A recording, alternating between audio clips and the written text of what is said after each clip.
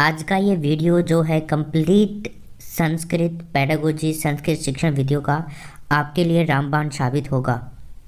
हम पूरी कोशिश करेंगे कि आपको सभी कुछ चीज़ें यहीं पे याद हो जाएं। ये एक क्रैश कोर्स है, आप इसको जब चाहें, कहीं भी चाहें, कभी भी चाहें तब देख सकते हैं और बहुत सारे अपनी एग्ज़ाम के अंदर मार्क्स हासिल कर सकते हैं। अभी आप लोगों के लिए एक शिक्षा मनोविज्ञान का कंप्लीट वीडियो डाला है।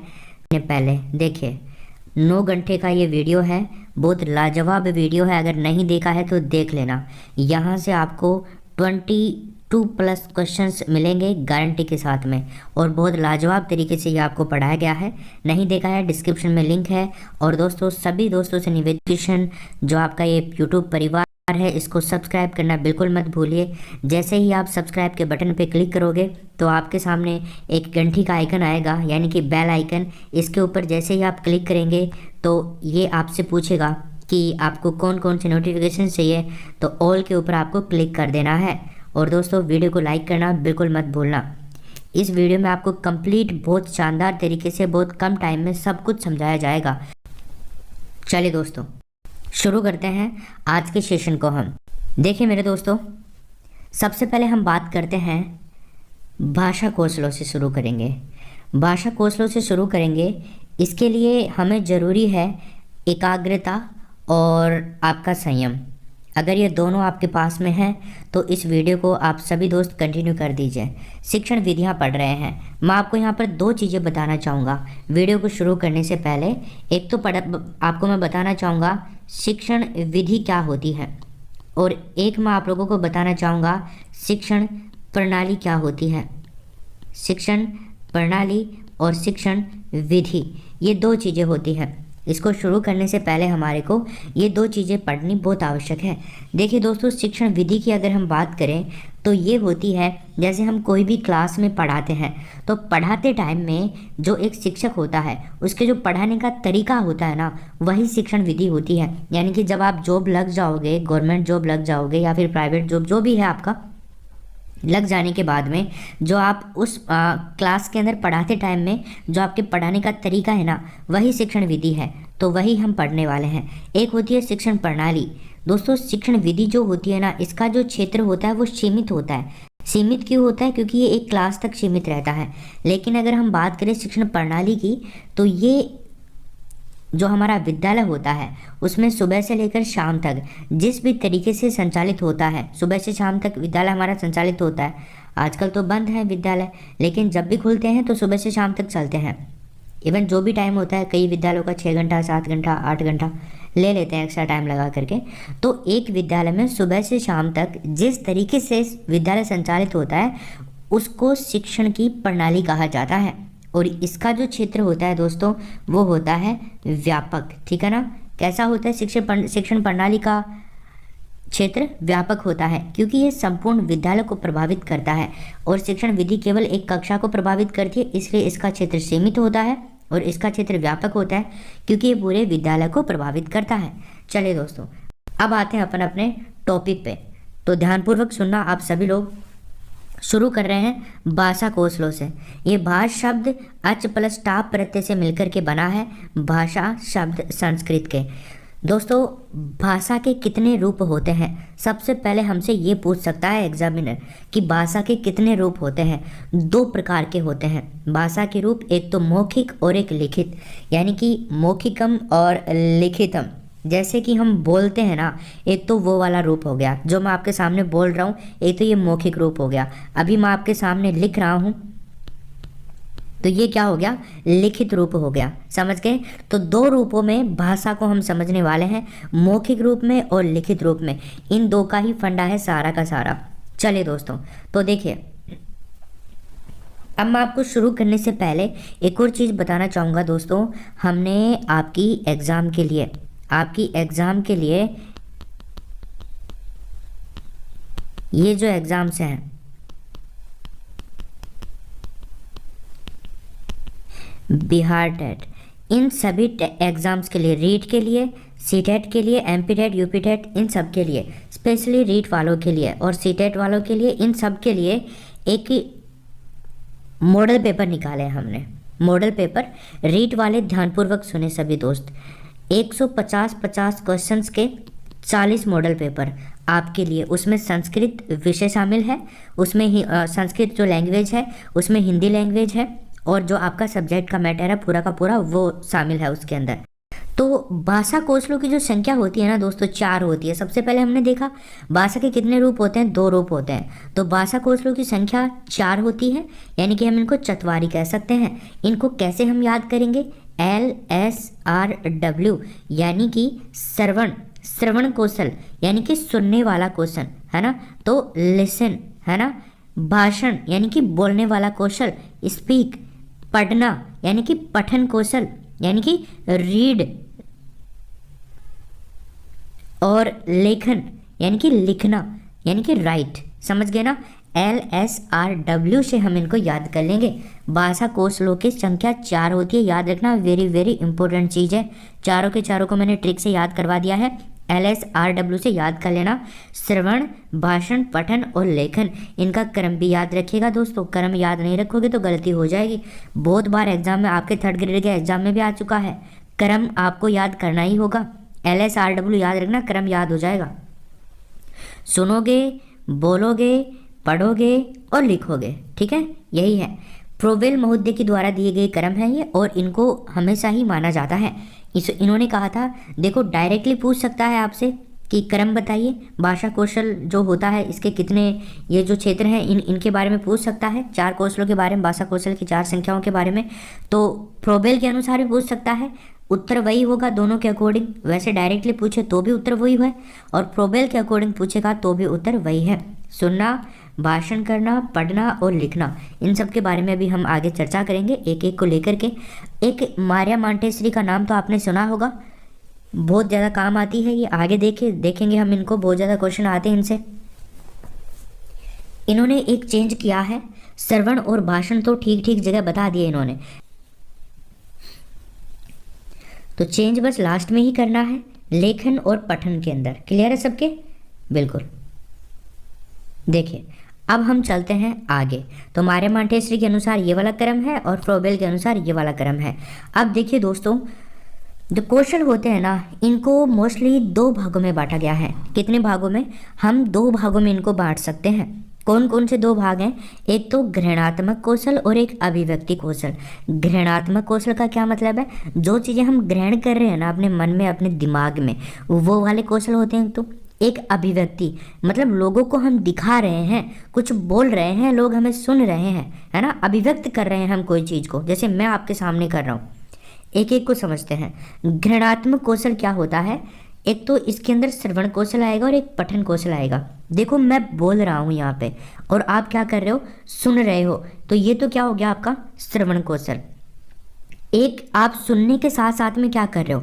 मैंने आपके सामने लिख रखा है चीज़ें, तो आप इनको पढ़ भी रहे हो ना, देख रहे हो ना, इनको पढ़ रहे हो ना, तो इसका मतलब ये पठन कौशल भी हो गया। तो सुन भी रहे हो और पढ़ भी रहे हो, दोनों से आपको क्या हो रहा है? ग्रहण हो रहा है ना, मतलब आप समझ रहे हो चीज़ों को, अपने दिमाग में याद कर पा रहे हो। तो ये दोनों तो किस में आएंगे? ग्रहणात्मक कौशल। तो इनसे तो क्या होगी? ग्रहणाभिव्यक्ति होगी, ग्रहण अभिव्यक्ति। ठीक है, तो इनको हम आगे देखेंगे ग्रहणाभिव्यक्ति को। पहले आप इतना याद रखिए, ग्रहण किस किस से होता है? श्रवण से, सुनने से और पढ़ने से। ये दोनों काम अभी के अभी आप लोग कर रहे हो, समझ जाना दोनों के दोनों। फिर देखिए दूसरा नंबर का जो है ये है अभिव्यक्ति कौशल। अभिव्यक्ति कौशल में देखिए केवल मैं कर रहा हूँ अभिव्यक्ति कौशल, भाषण में दे रहा हूँ, मैं यहाँ पे पढ़ रहा हूँ चीज़ों को, मैं आपको समझा रहा हूँ, ठीक है ना। तो मैं क्या कर रहा हूँ? अभिव्यक्त कर रहा हूँ कोई ना कोई चीज़ को, जो आप उसको क्या कर रहे हैं? सुनने के माध्यम से समझ रहे हैं, पढ़ने के माध्यम से समझ रहे हैं, समझ गए। तो अभिव्यक्ति कौशल क्या हो गया? भाषण जो पढ़ोगे आप, ठीक है भाई, सुना करके लोगों को। एक हो गया लेखनम, जो मैं लिख रहा हूँ यहाँ पे, ये जो चीज़ें आपको समझा करके लिख रहा हूँ मैं, लिख करके समझा रहा हूँ, वही क्या है? वो भी तो एक अभिव्यक्ति हो गई ना। तो लेखन भी अभिव्यक्ति है और भाषण भी अभिव्यक्ति है, लिखना भी बोलना भी, ये दोनों क्या है दोस्तों? अभिव्यक्ति कौशल के ही पार्ट हैं। तो याद रखना, ग्रहणात्मक कौशल श्रवणम, पठनम, और अभिव्यक्ति कौशल भाषणम और लेखनम। चलो इसके अलावा चारों को 2 भागों में और डिवाइड कर देते हैं वापस से। देखिए मौखिक कौशल होते हैं एक तो, यानी कि जिसमें लिखने का कोई काम नहीं होता है, ठीक है, और एक होते हैं लिखित कौशल, जिनको लिखने से ही काम बनेगा। तो देखिए दोस्तों, मौखिक कौशल क्या है? मौखिक कौशल के अंदर एक तो सुनना आएगा, जैसे आप सुन रहे हो, इसमें लिख नहीं रहे ना, आप सुन ही रहे हो, मैं बोल रहा हूँ उस चीज़ को सुन रहे हो, तो वो क्या हो गया, एक तो श्रवण कौशल सुनना हो गया। एक होता है दोस्तों भाषण कौशल, कि आप बोल रहे हैं, मैं बोल रहा हूँ तो ये मैं लिख नहीं रहा ना, बोल रहा हूँ उस चीज़ को लिख दूँ तो वो बात अलग हो जाएगी, लेकिन बोलेंगे ही केवल तो वो आएगा आपका भाषण कौशल में। समझ रहे हो आप लोग, ठीक है। तो मौखिक कौशल में यानी कि जहाँ पे लिखने की जरूरत नहीं पड़ती, सिंपल सा फंडा है, आप याद रखना, मौखिक कौशल हो गया। लिखित कौशल में पठनम और लिखनम। भाई पढ़ने के बाद में हम क्या करते हैं, लिखते हैं ना दोस्तों चीज़ों को, तो लेकिन लिखित कौशल के अंदर ये दोनों आएंगे, पठन कौशल और लेखन कौशल।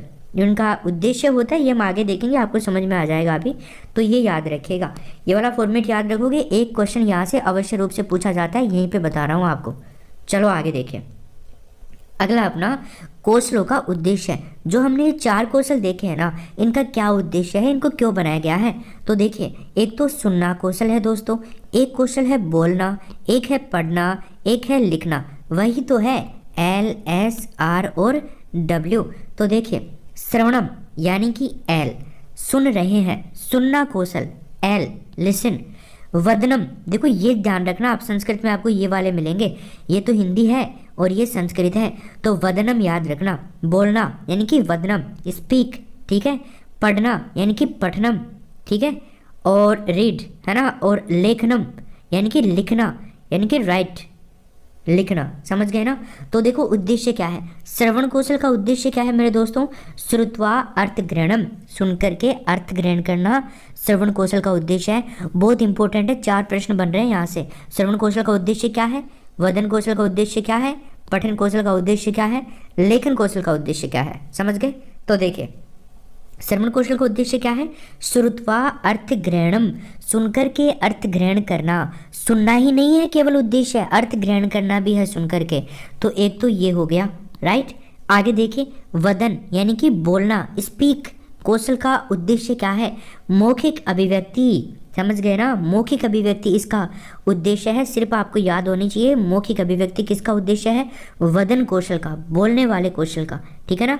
भाई मौखिक हम कुछ बोल रहे हैं, ठीक है, और उसकी अभिव्यक्ति भी दे रहे हैं, हम लोगों को समझा भी रहे हैं, तो उसका उद्देश्य क्या है, वदन कौशल का मौखिक अभिव्यक्ति। ये ऐसे भी आपको लिखा हुआ मिल सकता है, मौखिक का अभिव्यक्ति, ठीक है, मौखिक अभिव्यक्ति, इस तरह से भी आपको मिल सकता है। ये हो गया वदन कौशल। अब हम बात करते हैं पठन कौशल की, यानी कि रीड, पढ़ना। तो देखिए, पठित्वा अर्थ ग्रहणम यानी कि पढ़ करके अर्थ ग्रहण करने की प्रक्रिया। मैं आगे इनके अर्थ नहीं बताऊंगा, यहीं पे समझ जाना आप लोग, आगे भी आएंगे ये वापस से, तो अर्थ यहीं पे समझ लेना आप लोग, एक बार बता रहा हूँ यहाँ पे। तो पढ़ना क्या हो गया, पढ़ने का मुख्य उद्देश्य क्या है दोस्तों, पठन कौशल का, पठित्वा अर्थ ग्रहणम, पढ़ करके अर्थ ग्रहण करना। अब आप पढ़ भी रहे हो सब चीज़ों को और अर्थ भी ग्रहण कर रहे हो, इसका मतलब आप क्या कर रहे हैं, पठन कौशल कर रहे हैं। तो पठित्वा अर्थ ग्रहणम सबसे मुश्किल कौशल माना जाता है इसको, और सबसे महत्वपूर्ण कौशल होता है ये वाला, और ये सबसे हार्ड कौशल माना जाता है, अभी आगे बात करेंगे अपन। तो लेखनम, लेखनम लेखन कौशल, लिखना, राइट, ठीक है। तो देखिए, पठितस्य लिखिताभिव्यक्ति, पढ़ करके लिखना और उसकी अभिव्यक्ति करना, ये होता है लेखन कौशल का उद्देश्य। बहुत इंपॉर्टेंट है दोस्तों, याद रखिएगा, कई बार एग्जाम्स में आ चुका है। लेखनम, लेखन कौशल का मुख्य उद्देश्य क्या है, पठितस्य लिखिताभिव्यक्ति, आपको ऐसे की ऐसे ऑप्शन में मिलेगा। तो पढ़ करके लिखना और उसकी अभिव्यक्ति करना, इसका मुख्य उद्देश्य क्या है, लेखन कौशल का मुख्य उद्देश्य है पठितस्य लिखिताभिव्यक्ति। याद रखिएगा, very very very important question. चलो क्लियर है सबके, आगे देखिए। अब आगे बात करते हैं, 1 बाय 1 को ले लेते हैं। पहले हम देखते हैं श्रवण कौशल को। किसको देखते हैं दोस्तों, श्रवण कौशल को देखते हैं। सो देखिए, श्रवण कौशल का अर्थ क्या है, मैंने आपको बता दिया है, अर्थ ग्रहण पूर्वकम श्रवणम। ऐसे की ऐसे आपको ऑप्शन में मिलेगा कि श्रवण कौशल का अर्थ क्या है, पूछेगा क्वेश्चन, और क्या बताओगे, अर्थ ग्रहणम पूर्वकम श्रवणम, यानी कि अर्थ ग्रहण करने के साथ साथ में सुनना, सुनने के साथ साथ में अर्थ भी ग्रहण करना, जैसे भी आप बोलना चाहो। समझ गए। चलो जी, तो अर्थ ग्रहण कब होगा, जब हम सुनेंगे, तो ये इसका अर्थ होता है श्रवण कौशल का। इसका उद्देश्य क्या होता है, श्रुत्वा अर्थ ग्रहणम, सुन करके अर्थ ग्रहण करना। हमने अभी अभी देखा, ये चीज़ें वापस से रिपीट कर रहा हूँ ताकि आपको याद हो जाए, क्योंकि क्वेश्चन आपको दोस्तों यहीं से मिलेंगे, ठीक है। अब देखो श्रवण कौशल सबसे पहले आया है, इसका मतलब ये क्या हो गया, प्राथमिक कौशल हो गया। प्राथमिक कौशल है, सबसे पहले इसी को करवाना अनिवार्य है, तो ये श्रवण कौशल हो गया। श्रवण कौशल अब पूछ सकता है आपसे कि प्राथमिक कौशल निम्न में से कौन सा है, क्योंकि 4 ऑप्शन भी बहुत ईजी है उसके लिए देना, है ना। LSRW 4 ऑप्शन दे देगा, तो बस आपको याद रखना है प्राथमिक कौशल कौन सा है, सुनना। भाई बिना सुने हम कुछ कर सकते हैं क्या, कुछ सीख सकते हैं क्या, नहीं सीख सकते ना, तो सुनना जरूरी है हमारे को। सीखने वाले सीखते भी हैं, लेकिन ये जरूरी है। चलिए फर्स्टली हम देखेंगे यहाँ पे भाषा का ग्रहण श्रवण के माध्यम से ही होता है दोस्तों। कोई भी भाषा हम सीखते हैं, समझते हैं, तो उसको सुन करके ही तो समझते हैं। अब आप चीज़ें समझ रहे हो तो मेरे को सुन रहे हो आप, तभी तो समझ पा रहे हो आप लोग। तो भाषा का माध्यम क्या होता है, भाषा का ग्रहण श्रवण के माध्यम से होता है, समझ गए। तो संस्कृत भाषा के आप नॉलेज ले रहे हो तो किसके माध्यम से, सुनने के माध्यम से ले रहे हो, राइट। चलो अब देखो, सुनना मात्र ही श्रवण कौशल नहीं है, अपितु सुन करके अर्थ ग्रहण करना भी श्रवण कौशल है। सुनना मात्र ही, आप सुन लोगे निकाल दोगे, लेकिन अर्थ ग्रहण नहीं करोगे तो वो कैसा श्रवण कौशल हुआ भाई, नहीं हुआ ना। ये हम पहले बात कर चुके कि सुन करके अर्थ ग्रहण करना ही श्रवण कौशल उद्देश्य होता है। ये बहुत इंपॉर्टेंट है, वापस से बता रहा हूँ, याद रखिएगा। सबसे पहले विकसित होने वाला कौशल है। देखो कौन कौन से क्वेश्चन बने, एक तो यहाँ पे एक ये क्वेश्चन बना इंपॉर्टेंट, तो प्राथमिक कौशल कौन सा है, श्रवण कौशल है। दूसरा इसी प्रकार का प्रश्न ये वाला बना कि सबसे पहले कौन सा कौशल विकसित होता है, श्रवण कौशल विकसित होता है। उद्देश्य क्या होता है, तीसरा क्वेश्चन श्रुत्वा अर्थ ग्रहणम, इसका उद्देश्य होता है। अर्थ इतना इंपॉर्टेंट नहीं है, फिर भी हम चौथा क्वेश्चन बना देंगे। श्रवण कौशल का क्या अर्थ होता है, क्या मतलब होता है, तो अर्थ ग्रहण पूर्वकम श्रवणम, ये वाली लाइन आपको याद रखनी है यहाँ पे, ठीक है। बस ये 4 प्रश्न यहाँ से बनते हैं, इनको याद रखिएगा। अब तो ये तो हो गया आपका श्रवण कौशल। दोस्तों अब हम बात कर लेते हैं भाषण कौशल की। 2 नंबर पर हमारे सामने आ रहा है कौन सा कौशल, भाषण कौशल। तो देखिए भाषण यानी बोलना, स्पीक, ठीक है। तो शुद्ध उच्चारण पूर्वक वदनम, वदन से मैंने बताया था कि वदन ही लिखा हुआ आएगा, तो शुद्ध उच्चारण के साथ में बोलना, है ना। उच्चारण सही होना चाहिए, शुद्ध होना चाहिए। अब ये भाषण कौशल है, मैं इसको भाषण कौशल बोल दूं तो आप देखो कहोगे यार क्या बोल रहा है ये मास्टर, है, गलत है। तो शुद्ध उच्चारण जरूरी है भाषण करने के लिए, समझ गए ना। तो अर्थ क्या हुआ भाषण कौशल का, शुद्ध उच्चारण के साथ में बोलना, ठीक है। केवल बोलना ही नहीं, भाषण कौशल ही नहीं, बोलना ही भाषण कौशल नहीं है, बल्कि शुद्ध उच्चारण करना भी भाषण कौशल है, समझ लेना, समझ गए। तो अर्थ ध्यान रखिएगा, ठीक है। इसे भाषा शिक्षण का द्वितीय कौशल कहा जाता है। तो याद रखिए भाषा शिक्षण का द्वितीय कौशल कौन सा है, भाषण कौशल, समझ गए ना। भाषा शिक्षण का द्वितीय कौशल भाषण कौशल, पहला हमने देख लिया, ये दूसरा कौशल है।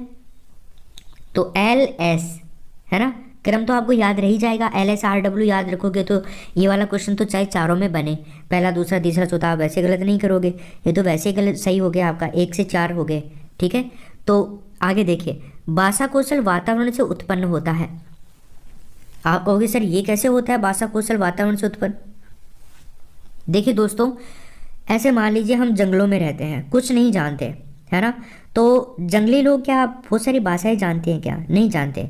वो तो आपस में बातें भी नहीं, कई मूवीज़ वगैरह नहीं देखते क्या हम लोग, बहुत पुरानी मूवीज़ जैसे होती हैं, इमेजिन करके बनाई हुई मूवीज़ होती हैं, जैसे कई मतलब अलग अलग तरह की आवाज़ निकाल के भी अपने आप को समझ लेते हैं, ठीक है। तो भाषा कौशल कब समझ पाते हैं, बहुत सारे लोग इकट्ठे हों, है ना, एक समुदाय बने, एक समाज बने, तब जाकर के भाषाएं विकसित होती हैं। तो भाषा कौशल वातावरण, एक वातावरण बनाना पड़ता है भाषा को समझने के लिए। एक अकेला आदमी भाषा का क्या करेगा दोस्तों, वो तो खुद को खुद वैसे भी समझ पाएगा खुद को, है ना। लेकिन आपस में परस्पर विचार विमर्श करने के लिए एक वातावरण बनाना पड़ता है, जो आजकल बहुत अच्छी तरह से क्रिएट हो चुका है, ठीक है। तो भाषा कौशल वातावरण से उत्पन्न होता है, इस चीज को आपको याद रखना है, ठीक है। आगे देखिए, भाषा कौशल 2 प्रकार से विकसित होता है दोस्तों, 2 प्रकार से विकसित होता है। भाषा कौशल को 2 प्रकार से कैसे विकसित करेंगे, एक तो अनुकरण के माध्यम से, एक अभ्यास के माध्यम से। इन दोनों को समझो, मैं आपको पढ़ा रहा हूँ, ठीक है, आप पढ़ रहे हैं, राइट। अब मैं आपसे कहूँगा कि बच्चों ये वाली लाइन बोलो, ब्लैक बोर्ड पे मैंने लिख दिया कि भाषण कौशल के 2 प्रकार होते हैं। अब मैं आपको कहूँगा कि बच्चों पढ़ो इसको, तो आप पढ़ोगे भाषण कौशल के 2 प्रकार होते हैं, ठीक है। यानी कि ये क्या हो गया, अनुकरण हो गया। तो एक तो ऐसे सीखी जाती है, राइट, एक दोस्तों अभ्यास के द्वारा सीखा जाता है। जैसे आप कहोगे ना मेरे को तो ये चीज़ें वैसे याद नहीं हो रही, मेरे को तो रटना ही पड़ेगा, तो वो रटना, बार बार में चीज़ों को देखोगे तभी तो रट पाओगे। वो क्या हो रहा है, वो आपका अभ्यास ही तो हो रहा है, तो आप चीज़ों को समझोगे। तो एक भाषा कौशल को विकसित करने का क्या हो गया, अभ्यास, और एक हो गया आपका अनुकरण। दो चीज़ों को आपको याद करना है, अनुकरण और अभ्यास। दो तरह से विकसित किया जा सकता है भाषण कौशल, दो तरह से डेवलप किया जा सकता है, अनुकरण के माध्यम से और अभ्यास के माध्यम से। अब यहाँ से क्वेश्चन कैसे बनेगा, प्रश्न बनेगा कि भाषण कौशल किस प्रकार से विकसित किया जा सकता है। पहला ऑप्शन ये देगा, दूसरा ऑप्शन ये देगा, तीसरा ऑप्शन देगा उपरोक्त दोनों, चौथा ऑप्शन देगा कोई नहीं। समझ गए ना, तो आपको उपरोक्त दोनों कर देना है उस कंडीशन में। तो यहाँ से इस प्रकार का प्रश्न बन जाएगा। अगला देखिए, भाषण कौशल की विधियाँ, बहुत इजीली मैंने आपके लिए ट्रिक बना दी है। भाषण कौशल की विधियाँ होती हैं दोस्तों, 6 विधियाँ हैं, इनको याद कर लीजिए। देखिए, कथा कथन विधि, कथा कथन विधि, दूसरी विधि है भाषा स्पर्धा विधि, तीसरी है गीत विधि, चौथी है अनुवाचन विधि, पांचवी है अंत्याक्षरी विधि और छठी है वाद विवाद विधि। दोस्तों 6 विधियां हैं, कैसे याद रखोगे। देखो भाषण, एक चीज़ याद रखना, बुरा मत मानना, जो भी बहनें हैं जो इस वीडियो को देख रही हैं और जो हाउस वाइफ हैं, मतलब उनकी शादी हो गई है मान सकते हैं, तो मैं आपको याद करवाने के लिए बोल रहा हूँ, एज ए आप ब्रदर के तौर पे ही बस आपको याद करवाने के लिए बोल रहा हूँ। गलत अनर्थ मत लीजिएगा। आप कहीं कमेंट कर दोगे कि आप ऐसे क्या बोल रहे हो कि बीवियाँ होती हैं वो क्या ज़्यादा ही बोलती हैं क्या, है नहीं, मतलब कई चुटकुले भी आप सुनते होंगे, बीवियाँ बोलती ही ज़्यादा हैं, और हकीकत भी है, आप मानो चाहे मत मानो, ठीक है। तो देखो, तो भाषण कौशल कई होती हैं, सब तो नहीं, कई होती हैं, मैं आपके लिए नहीं बोल रहा, आपके अलावा सब बाकी जो भी है जो ज़्यादा बोलती हैं वो। तो भाषण कौशल की विधियाँ तो कौन कौन सी हैं। देखो बीवियाँ क्या करती हैं दोस्तों, भाषण ज़्यादा देती हैं, है ना, हर बात पे लड़ाई झगड़ा ये वो सब चीज़ें। तो क्या करना है, आज बीवी के घर जाना है, ज़्यादा बोल रही है वो, भाषण ज़्यादा दे रही है, आज बीवी के घर जाना है, आज बीवी के घर जाना है, आज बीवी के घर जाना है। तो ऐसे क्या हो जाएगा मेरे दोस्तों, ऐसे अनुवाचन विधि, ठीक है। और दूसरे वाले ऐसे क्या होगा, अंत्याक्षरी विधि। क्लियर। फिर देखिए यहाँ पे दूसरा कलर लेता हूँ मैं, है ना। तो एक तो हो गया ऐसे, तो अनुवाचन हो गया, और दूसरे वाले ऐसे क्या हो गया, अंत्याक्षरी। ये तो कलर ही चेंज हो गया, चलो जी ठीक है। फिर जी से क्या हो जाएगा, जी से अपना होगा गीत विधि, है ना, ये वाली गीत विधि है, समझ गए।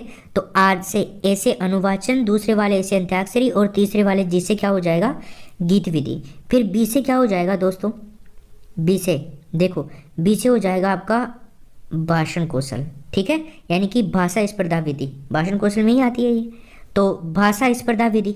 एक दूसरा वी से क्या हो जाएगा दोस्तों, वाद विवाद विधि, और तीसरा कैसे क्या हो जाएगा, कथा कथन विधि। समझ गए ना। तो आज बीवी के घर जाना है क्योंकि ज़्यादा बोल रही है, समझ गए ना, कभी गलत नहीं होगा। याद रखना, ऐसे प्रश्न पूछेगा कि निम्न में से कौन सी भाषण कौशल की विधि नहीं है, तो ये आपको याद कर लेनी है, समझ गए ना।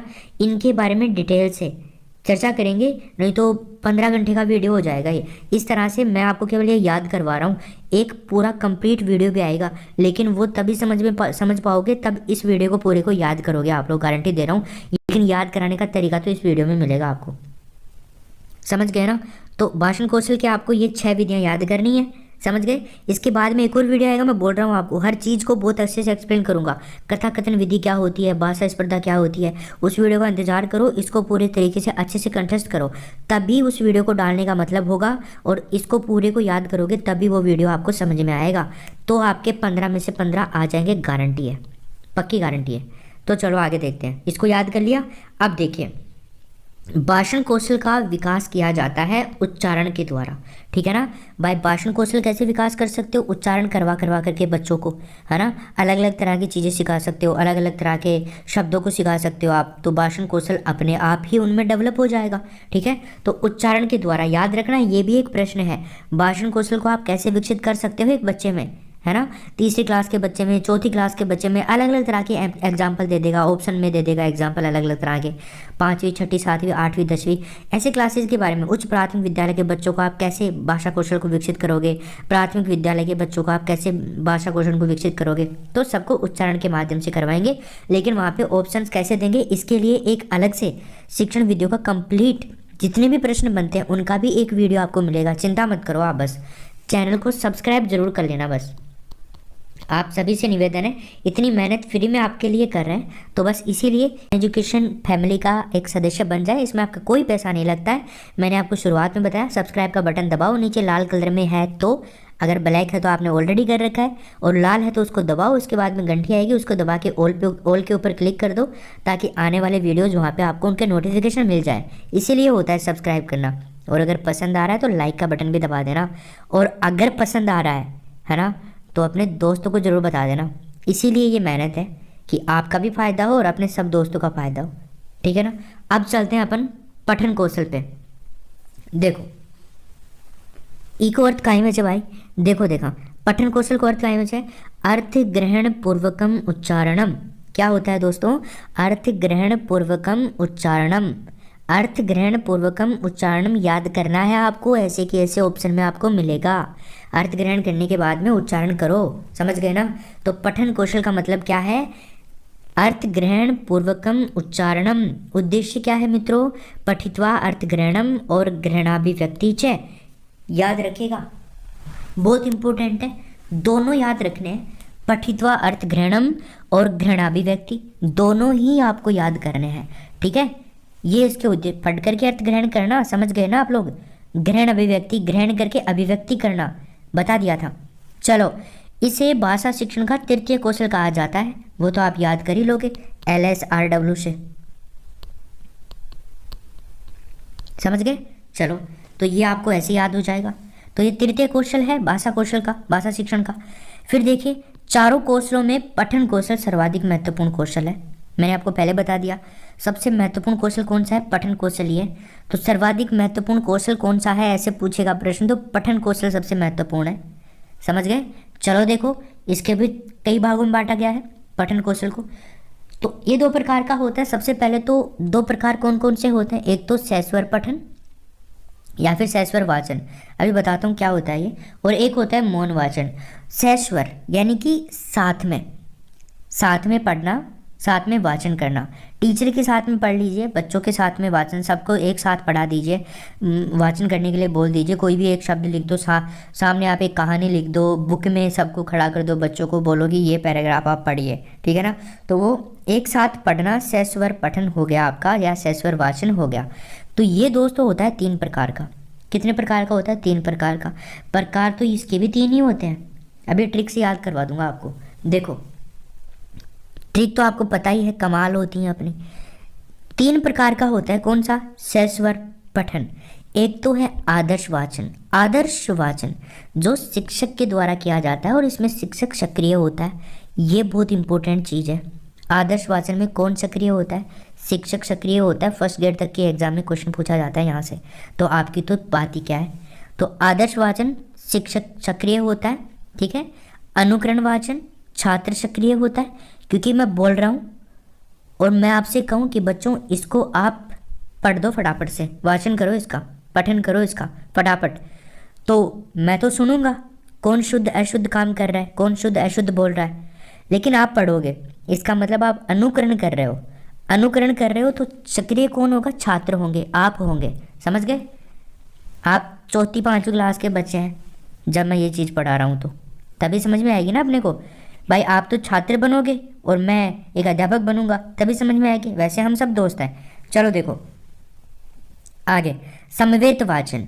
समवेत वाचन की हम बात करें तो ये समूह में छात्र के द्वारा किया जाता है। भाई सभी छात्र एक साथ करेंगे, समूह में करेंगे, और इसमें छात्र सक्रिय होते हैं, इसमें टीचर भी इंक्लूड होता है। ऐसा नहीं कि टीचर नहीं होता, टीचर होता है, बट सक्रिय कौन होता है, छात्र। तो 3 है ना, सस्वर वाचन के अंदर 3 प्रकार हैं। 3 प्रकारों में 2 में तो दोस्तों कौन होता है सक्रिय, छात्र, और 1 में होता है शिक्षक। यानी कि आदर्श वाचन में तो शिक्षक होता है, और बाकी अनुकरण वाचन और समवेत वाचन में कौन होते हैं सक्रिय, छात्र होते हैं। आगे देखिए, इधर आ जाइए मौन वाचन की तरफ। ये भी 3 प्रकार का होता है। इस भाई साहब ने कहा कि मैं ही क्यों पीछे रहूँगा, मैं भी 3 प्रकार का होना चाहता हूँ। तो देखो दोस्तों, जो साधु लोग होते हैं ना, है ना, जो साधु लोग होते हैं वो क्या करते हैं पता है ना आपको? ज़्यादा नहीं बोलते, ज़्यादा नहीं बोलते हैं ना, मौन रहते हैं। साधु लोग मौन रहते हैं, ज़्यादा नहीं बोलते। तो देखो, सा से सामान्य वाचन, दू से द्रुत वाचन और मौन से मौन वाचन। समझ गए? तो सामान्य वाचन, द्रुत वाचन और मौन वाचन, ये याद कर लेना भैया। सामान्य वाचन, द्रुत वाचन और मौन वाचन। एक तो सामान्य तरह का वाचन होता है, नॉर्मली जो करते हैं मौन वाचन।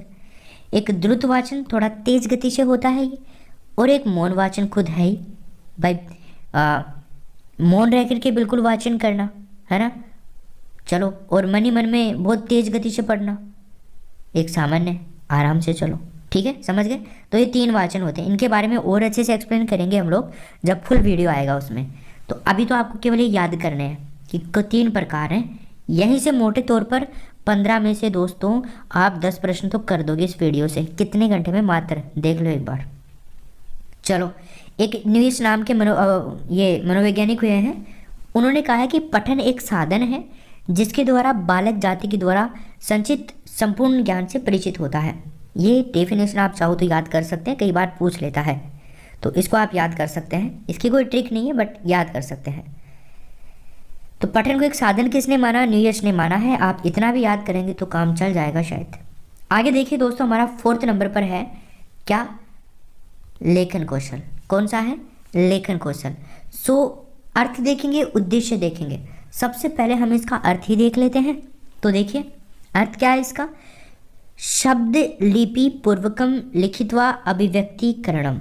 शब्द लिपि पूर्वकम लिखित्वा अभिव्यक्तिकरणम, यानी कि उद्देश्य भी देख लीजिए। पठितस्य लिखिताभिव्यक्ति ही, पठितस्य लिखिताभिव्यक्ति, पढ़ना, लिखना और अभिव्यक्त करना चीज़ों को। समझ गए? यस, शब्द और लिपि लिखो और अभिव्यक्त करो। समझ गए? तो ये लेखन कौशल हो गया आपका। अर्थ तो हो गया ये वाला, फर्स्ट लाइन याद रखना, यही ऑप्शन में मिलेगा आपको अर्थ पूछेगा तो। वैसे अर्थ पूछता नहीं है, लेकिन कई बार पूछ रहे तो आप याद रखिएगा इसको। सबसे लंबा अर्थ किसका है? ऐसे याद रख लो, लेखन कौशल का। 4थे नंबर का जो कौशल है, सबसे हार्ड कौशल होता है ये सीखने में बच्चे को। समझ गए? टाइम लगता है इसमें, मतलब समय लगता है, समय के साथ ही सीख पाता है बच्चा। भाषा शिक्षण का 4th अंतिम कौशल है, ये तो हम सब जान ही गए हैं। 4था है तो वाचिक क्रियाओं का वर्ण रूप ही लेखन कहलाता है। वाचिक क्रियाओं का, जैसे मैं वाचन कर रहा हूँ, मैं पढ़ रहा हूँ चीज़ों को आपके सामने, तो उनका वर्णिक रूप, यानी कि मैं लिख दूँ, मैंने जो बोला उस चीज़ को मैं लिख दूँ, तो वो क्या हो गया? लेखन हो गया ना भाई। मैं बोल रहा हूँ, जो चीज़ें लिखी हुई हैं आपके सामने सब की सब, तो ये क्या हो गया? ये लेखन हो गया, जो बोल रहा हूँ वो चीज़ें। तो समझ गए ना आप लेखन कौशल क्या होता है। आगे देखिए, एक सरयू प्रसाद नाम के व्यक्ति हुए हैं, सॉरी, तो इन्होंने क्या कहा है? पठन व लेखन दोनों कौशलों को एक साथ करवाना चाहिए। किसने कहा है? सरयू प्रसाद ने। पठन कौशल जो है तीसरा सबसे महत्वपूर्ण कौशल माना जाता है, 4था सबसे हार्ड होता है। तो पढ़ना कौशल और लिखना कौशल एक साथ करवाना चाहिए। बात भी सही है, थोड़ा ज़्यादा समझ में आता है, ये आपको पता है। जब अगर आप लोग भी नोट्स बना रहे हैं तो आपको भी समझ में आ रहा होगा भाई, आप सुन भी रहे हैं और लिख भी रहे हैं। हमने ऐसे ही तो किया था जब हम कोचिंग वगैरह किया करते थे, तो सुनते भी थे और लिखते भी थे। समझ गए ना? तो ये क्या हो गया आपका? सरयू प्रसाद के अनुसार डेफिनेशन हो गई है, इसको भी याद रखिएगा। आगे देखिए, ये भाषा का सबसे कठिन कौशल माना जाता है। याद रखिएगा, भाषा का सबसे कठिन कौशल कौन सा है? यही है, लेखन कौशल। इस कौशल में वर्तनी व शुद्धता को अधिक महत्व दिया जाता है। भाई लेखन कौशल है, लिखने वाला कौशल है, तो बात तो सही है ना। वर्तनी और शुद्ध अशुद्ध का ध्यान दिया जाएगा। भाई शुद्धता कितनी है इसमें? भाई जब टीचर कॉपी जांच किया करता था हिंदी वाला, तो क्या देखता था? शुद्धि अशुद्धि देखता था कि नहीं देखता था? बताओ। संस्कृत वाला तो शुद्धि अशुद्धि पर ज़्यादा महत्व दिया जाता है, वर्तनी और शुद्धता के ऊपर। तो याद रखिएगा लेखन कौशल, ये तो आप इजीली वैसे भी कर ही दोगे, इतना तो मेच्योर हैं ही आप लोग। आगे देखिए, लेखन कौशल की विधियां हैं दोस्तों, इनको याद करेंगे, बहुत इजीली याद कर लेंगे। उसकी भी 6 थी, इसकी भी 6 है। ट्रिक तो बहुत लाजवाब है, उसकी भी लाजवाब थी और इसकी भी लाजवाब है। देखो याद करवाता हूँ ट्रिक को कैसे आप याद करेंगे। देखिए दोस्तों, आजकल डीजे बंद है ना, पता है ना आपको, डीजे वीजे नहीं बजते हैं ज़्यादा आजकल, बिल्कुल भी नहीं बजते, मतलब बंद से ही मान लीजिए। जब भी देख रहे हैं आप लोग इस वीडियो को, समझ लीजिए इस टाइम में जब मैं वीडियो बना रहा हूँ इस टाइम में डीजे बंद है, इंडिया में ही बंद है, ठीक है। तो इंडिया में बंद है तो प्रधानमंत्री से रिक्वेस्ट करनी पड़ेगी, पीएम साहब से रिक्वेस्ट करनी पड़ेगी। तो पीएम सा क्या है, पीएम सा हमारे ठाकुर साहब हैं, मान लीजिए ठाकुर साहब हैं, तो पीएम, अब ठाकुर को क्या लगाते हैं, सा लगाते हैं ना, पीएम सा, है ना। तो पीएम सा डीजे बजवा दो, पीएम सा डीजे बजवा दो, डीजे वाले बाबू मेरा गाना बजा दे, है ना, कलम में तेरी सरकार बना दो, है ना। चलिए, तो पीएम सा डीजे बजवाओ, मतलब कि पी से क्या हो जाएगा दोस्तों, प्रश्नोत्तरी विधि, एम से क्या हो जाएगा, मांटेश्वरी विधि, ठीक है। एस से क्या हो जाएगा, श्रुतलेखन विधि, ठीक है। ए से क्या हो जाएगा दोस्तों, अक्षरानुवापुकरण विधि, अरे यार बोलने में नहीं आ रहा, सॉरी, अक्षर स्वर अनुरूपानुकरण विधि, समझ गए ना, अक्षर स्वर अनुरूपानुकरण विधि, याद रखिएगा इसको। फिर आता है आपका डी, यानी कि डी से क्या करोगे, दृष्ट लेखन विधि, समझ गए, दृष्ट लेखन विधि।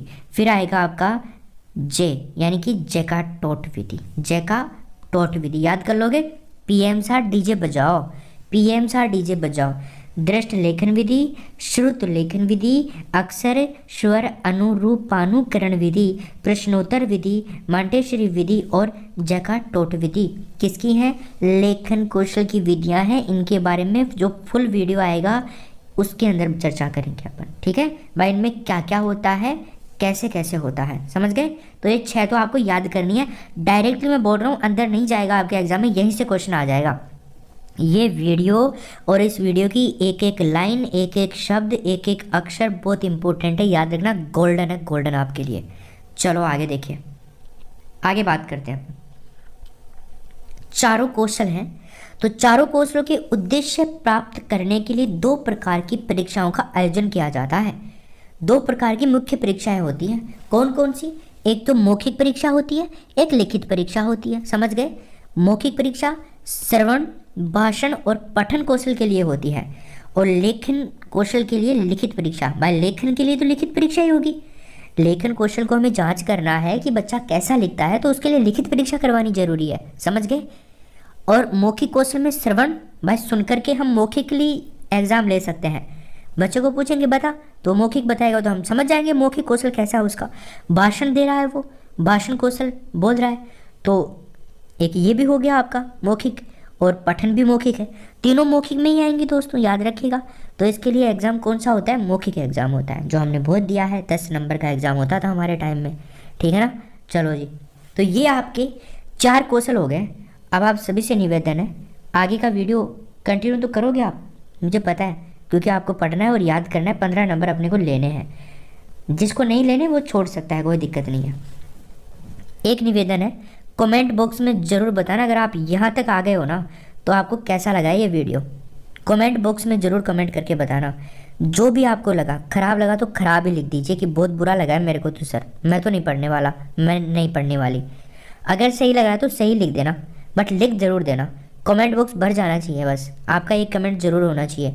केवल ये नहीं लिखना है नाइस, नहीं, मतलब अगर अच्छा लग रहा है तो तारीफ़ में कुछ बोलो भैया, तारीफ़ में कुछ बोलो, है ना, ताकि आपके जो भाव है मन में वो भी बाहर आए, मैं भी तो देखूं, मेरे को और मोटिवेशन मिलेगा आपके उन कमेंट से, ताकि मैं और अच्छे से आपको चीज़ें समझा पाऊँगा। जो दूसरा वीडियो आपका आएगा फुल वीडियो, उसको मैं और ईजिली समझा पाऊँगा आपको, क्योंकि आप, मुझे पता है कि आप, हाँ भाई कमेंट बॉक्स भर गए आप तो, और बस अब तो धमाका कर देना है, हर चीज़ों को समझा देना है बच्चों को, बहुत इंतज़ार कर रहे हो आप, समझ गए ना। तो ये होना चाहिए, और सब्सक्राइब जरूर कर लेना, लाइक भी कर देना, शेयर करना बिल्कुल नहीं भूलना है, शेयर तो करना ही करना है, दोस्तों को पहुंचाना है, वो वीडियो आए तब तक उससे पहले ये वीडियो मतलब धमाका कर देना चाहिए।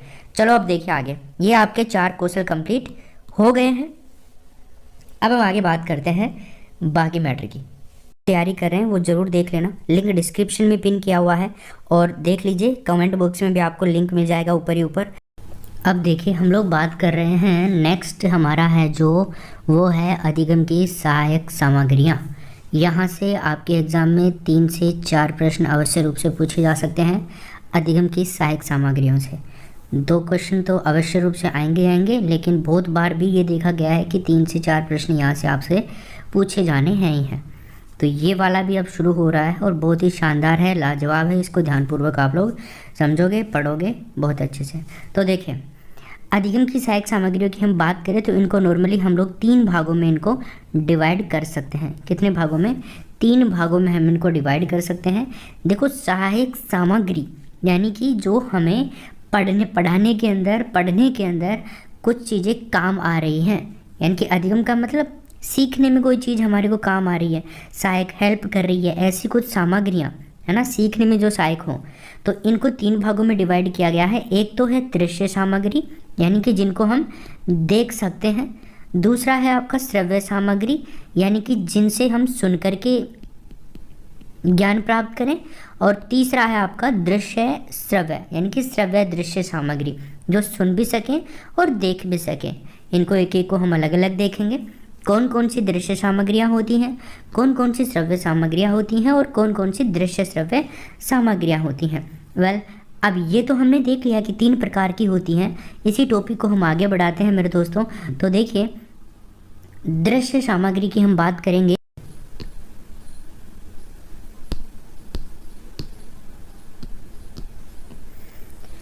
दृश्य सामग्री की हम बात कर रहे हैं यहाँ पे।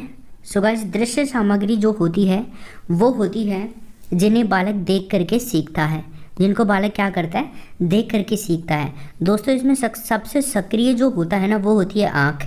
भाई, हम कोई भी चीज़ को आँखों से ही तो देखते हैं, यानी कि हमारा सक्रिय बिंदु क्या हो गया, आँख हो गया। तो दृश्य सामग्री में सक्रिय क्या हो गया, सर्वाधिक आँख हो गया। अब देखो, जैसे शामपट है, शामपट दोस्तों बहुत इंपॉर्टेंट एक दृश्य सामग्री होती है बच्चों के सीखने के लिए। इसके बिना बच्चे बहुत अच्छे तरीके से नहीं सीख पाएंगे। मानिएगा आप 80% बच्चे सीख ही नहीं पाएंगे, कंप्लीटली नहीं सीख पाएंगे कुछ भी चीज़ें। तो ये ज़रूरी है कि शामपट होना ही चाहिए कक्षा के अंदर। इसीलिए हमें कोई भी प्राइवेट स्कूल हो चाहे गवर्नमेंट स्कूल हो, सभी में हमारे को शामपट वगैरह देखने को मिलते हैं। हर क्लास में आपको देखने को मिलेगा। अब शामपट को दोस्तों क्या क्या बोला जाता है, ये देखिए इसकी क्या क्या विशेषताएं होती हैं। एक तो ये शिक्षक का अभिन्न मित्र माना जाता है दोस्तों, यानी कि शिक्षक का मित्र माना जाता है। शिक्षक का मित्र मानने का मतलब यहाँ पे क्या हुआ मेरे दोस्तों, यहाँ पे मतलब ये हुआ कि शिक्षक इसके द्वारा बच्चों को समझाता है, यानी कि शिक्षक के जो अधिगम कार्य है ना, शिक्षक जो अधिगम कार्य करवा रहा है, शिक्षण कार्य जो करवा रहा है, उसमें काफ़ी हेल्प करता है, एक मित्र के समान काम करता है। ठीक है, तो इसको शिक्षक का क्या कहा जाता है, मित्र कहा जाता है। अब देखिए, इसके अलावा दूसरा है लेखन कौशल का विकास होता है। इससे लेखन कौशल का विकास होता है। शिक्षक भी लिखता है, बच्चों से भी लिखवाते हैं, तो इससे लेखन कौशल का भी विकास होगा। लिखने की प्रक्रिया तेज होगी, अच्छी होगी और इफ़ेक्टिव होगी। ठीक है, इसमें काफ़ी सुधार होता है। इसके अलावा दूसरी जो विशेषता है इसकी, ऊपर से नीचे की ओर मिटाना। ऊपर से नीचे की ओर मिटाना, जैसे कि मैं आपको मिटाने की बात कर रहा हूँ, तो देखिए जैसे मैं ऊपर से मिटा रहा हूँ, सबसे पहले इसको मिटाया मैंने, ठीक है, फिर मैं इसको मिटा रहा हूँ, फिर मैं इसको मिटा रहा हूँ, फिर इसको मिटा रहा हूँ। तो ऊपर से नीचे की ओर मिटाना क्या होता है, सबसे उपयुक्त माना जाता है। प्रश्न यहाँ से यह भी पूछा जा सकता है कि शामपट में जो हम लिखते हैं उसको किस तरह से मिटाना चाहिए, सबसे उपयुक्त विधि कौन सी है, तो ऊपर से नीचे की ओर मिटाना है आपको। और एक कक्षा का हृदय भी कहलाता है, ठीक है ना, क्लास का हृदय कहलाता है, क्योंकि बीच में शिक्षक और छात्र के बीच में यही होता है जो दोनों के अंदर बहुत इफ़ेक्टिव काम करता है, शिक्षक के लिए भी और छात्रों के लिए भी। इसलिए ये कक्षा का क्या कहलाता है, हृदय भी कहलाता है। चलो जी, अब देखिए शामपट की तो हमने बात कर ली।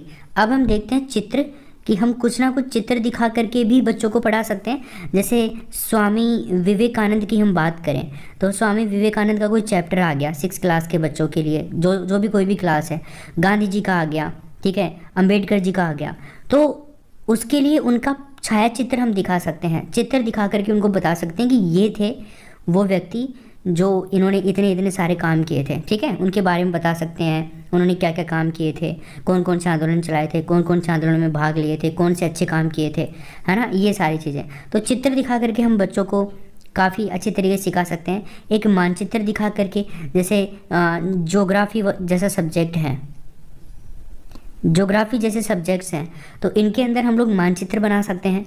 जैसे हमें इंडिया का मैप बनाना है, या तो हम मैप ले आएंगे मार्केट से, बना बनाया, या तो फिर हम बोर्ड के ऊपर भी बना सकते हैं, श्यामपट्ट के ऊपर भी बना सकते हैं। तो वो एक कारण हो गया मानचित्र से। तो मानचित्र और चित्र क्या हो गए, दृश्य सामग्री होगी, एक प्रतिरूप। जैसे मॉडल्स होते हैं, जैसे हमने कभी जो किया होगा आपने बीएड वगैरह, डीएलएड वगैरह, जो भी आपने किया होगा आपके टीचर बनने के लिए, जो भी एक क्राइटेरिया होता है आपका प्रशिक्षण के लिए चुने जाते हो आप, उसके बाद में हम कोई गवर्नमेंट के एग्ज़ाम दे पाते हैं, टीचिंग एग्ज़ाम के लिए एप्लीकेबल होते हैं। तो वही बात है, समझ गए ना। तो मॉडल हम बनाते हैं, वहाँ पे हमारे से बनवाए जाते हैं, मॉडल्स बनाओ, बच्चों को दिखाओ, है ना, ये चीज़ें, वो चीज़ें, जो भी है लेसन प्लान करवाते हैं उस टाइम मॉडल्स बनवाते हैं। और मॉडल्स हम बच्चों से भी बनवा सकते हैं कक्षा के अंदर। तो मॉडल भी क्या है, चित्र सामग्री होगी। बुलेटिन बोर्ड, दोस्तों बुलेटिन बोर्ड भी एक चित्र सामग्री है। समाचार पत्र चित्र सामग्री ही है, ठीक है, यानी कि दृश्य सामग्रियां हैं सारी की सारी। देख करके पढ़ते हैं बच्चों से, प्रार्थना के टाइम के अंदर भी समाचार पत्र पढ़वाए जाते हैं ताकि सभी बच्चों को थोड़ा नॉलेज हो, तो ये देख करके पढ़ते हैं, तो ये दृश्य सामग्री होगी। पाठ्य पुस्तक जो होती हैं ये भी काफ़ी अच्छा काम करती हैं, ये भी दृश्य सामग्रियाँ हैं। संग्रहालय, संग्रहालय के अंदर बहुत सारी पुस्तकें हों, कुछ भी चीज़ें हों, इफ़ेक्टिव चीज़ें। मान लीजिए पुस्तकें तो खैर छोड़िए, आप जैसे हम कहीं पे बच्चों को घुमाने के लिए लेकर के जा रहे हैं, है ना, तो वहाँ पे कई सिंधु घाटी सभ्यता से मिली हुई कई चीज़ें रखी हुई हैं, है ना, मोहनजोदड़ो, बहुत सारी चीज़ें। तो संग्रहालय के अंदर हम दिखा करके बच्चों को समझा सकते हैं कि हमने उस चैप्टर के अंदर ये वाली चीज़ पढ़ी थी, वो ये वाली चीज़ है, समझ गए। तो एक संग्रहालय भी दृश्य सामग्री होगी। फनेनल बोर्ड एक दृश्य सामग्री होती है। मैजिक लालटेन, ये भी दृश्य सामग्री होती है। OHP यानी कि ओवरहेड प्रोजेक्टर, ये भी दृश्य है। और शैक्षिक भ्रमण, अब आप कहोगे सर शैक्षिक भ्रमण कैसे है दृश्य सामग्री, तो दोस्तों शैक्षिक भ्रमण दृश्य सामग्री ऐसी है कि बच्चों को हम कहीं लेकर के जा रहे हैं, मान लीजिएगा हम बच्चों को लेकर के जा रहे हैं माउंट आबू लेकर के जा रहे हैं, और माउंट आबू दिखा करके लाएंगे बच्चों को। वहाँ पे गुरु शिखर चोटी है, ठीक है, सबसे ऊंची चोटी है गुरु शिखर राजस्थान की, 1722 मीटर ऊंची चोटी है। उस चोटी के पास में ले जाएंगे बच्चों को, देखो बच्चों इसकी ऊंचाई कितनी है, 1722 मीटर इसकी ऊंचाई है ना, बच्चों को याद हो जाता है। नाम क्या है, गुरु शिखर। तो बच्चे देख करके काफ़ी अच्छी तरीके से सीख पाते हैं। तो शैक्षिक भ्रमण से भी हमें दृश्य सामग्री ही मिलती है। तो ये दृश्य सामग्रियाँ हो गई, याद रखिएगा, दृश्य सामग्रियाँ आपके लिए काफ़ी इंपॉर्टेंट है, इनको आप याद कर ही लेना। यहाँ से पूछता है हमसे कि निम्न में से कौन सी दृश्य सामग्री है या नहीं है, तो हमें आना चाहिए चित्र सामग्री, चित्र, मानचित्र, इसके पहले हमने श्यामपट्ट देखा, प्रतिरूप, बुलेटिन बोर्ड, समाचार पत्र, संग्रहालय, पाठ्य पुस्तक, फेनल बोर्ड, मैजिकल लालटेन, OHP यानी कि ओवरहेड प्रोजेक्टर, और शैक्षिक भ्रमण। तो ये 12 हैं, इनसे बाहर नहीं जाएगा। एक प्रश्न अवश्य रूप से पूछा जाता है, आपको याद होनी चाहिए, कैसे भी करके आप इनको याद करो। मुझे नहीं पता आप कैसे याद करोगे, बट आप याद करोगे इनको, बार बार लिखो, याद हो जाएंगी। वैसे कोई दिक्कत है नहीं, चित्र हम थोड़ा दिमाग में लेते ही याद हो जाएगा। अब देखें, हम लोग आगे बात करते हैं। यहाँ से प्रश्न किस प्रकार से पूछेगा कि निम्न में से कौन सी सामग्री दृश्य है, श्रव्य है, या फिर दोनों है। समझ गए ना, कौन सी श्रव्य है, दृश्य है, या दोनों है। श्रव्य दृश्य तो बताया, तीसरा प्रकार मैंने आपको। तो इस प्रकार के क्वेश्चन यहाँ से बनते हैं, ये प्रश्न का टाइप है। आगे देखिएगा, हम देखते हैं श्रव्य सामग्री को। कौन सी सामग्री को, श्रव्य यानी कि सुनकर के जो बच्चे सीखते हैं वो वाली सामग्रियाँ। तो जिनको बच्चे सुनकर के सीखते हैं या बच्चों को सुना करके सिखाया जाता है। सर्वाधिक सक्रिय कौन होता है, कान होता है, भाई हम कान से तो सुनते हैं, तो सक्रिय कान हो गया। दृश्य में सक्रिय आँख हो गई। अब देखिए यहाँ पे कौन कौन सी चीज़ें हैं। एक तो आकाशवाणी, रेडियो जिसको कहते हैं, बच्चे सुनते हैं, ठीक है, और सीखते हैं। इसके अलावा लाउड स्पीकर, ठीक है, स्पीकर को लाउड करके, क्लियर, लाउड स्पीकर भी एक श्रव्य सामग्री है। ग्रामोफोन, इसको सीतावाद्य भी कहा जाता है, आपने पढ़ा होगा कल्चर में। लिंग्वाफोन, इसको भाषा पंजिका भी कहा जाता है, कल्चर में पढ़ा होगा आप लोगों ने। टेप रिकॉर्डर और डिक्टाफोन, ये सारी चीज़ें क्या हैं, 6 हैं, इनको याद कर लीजिएगा।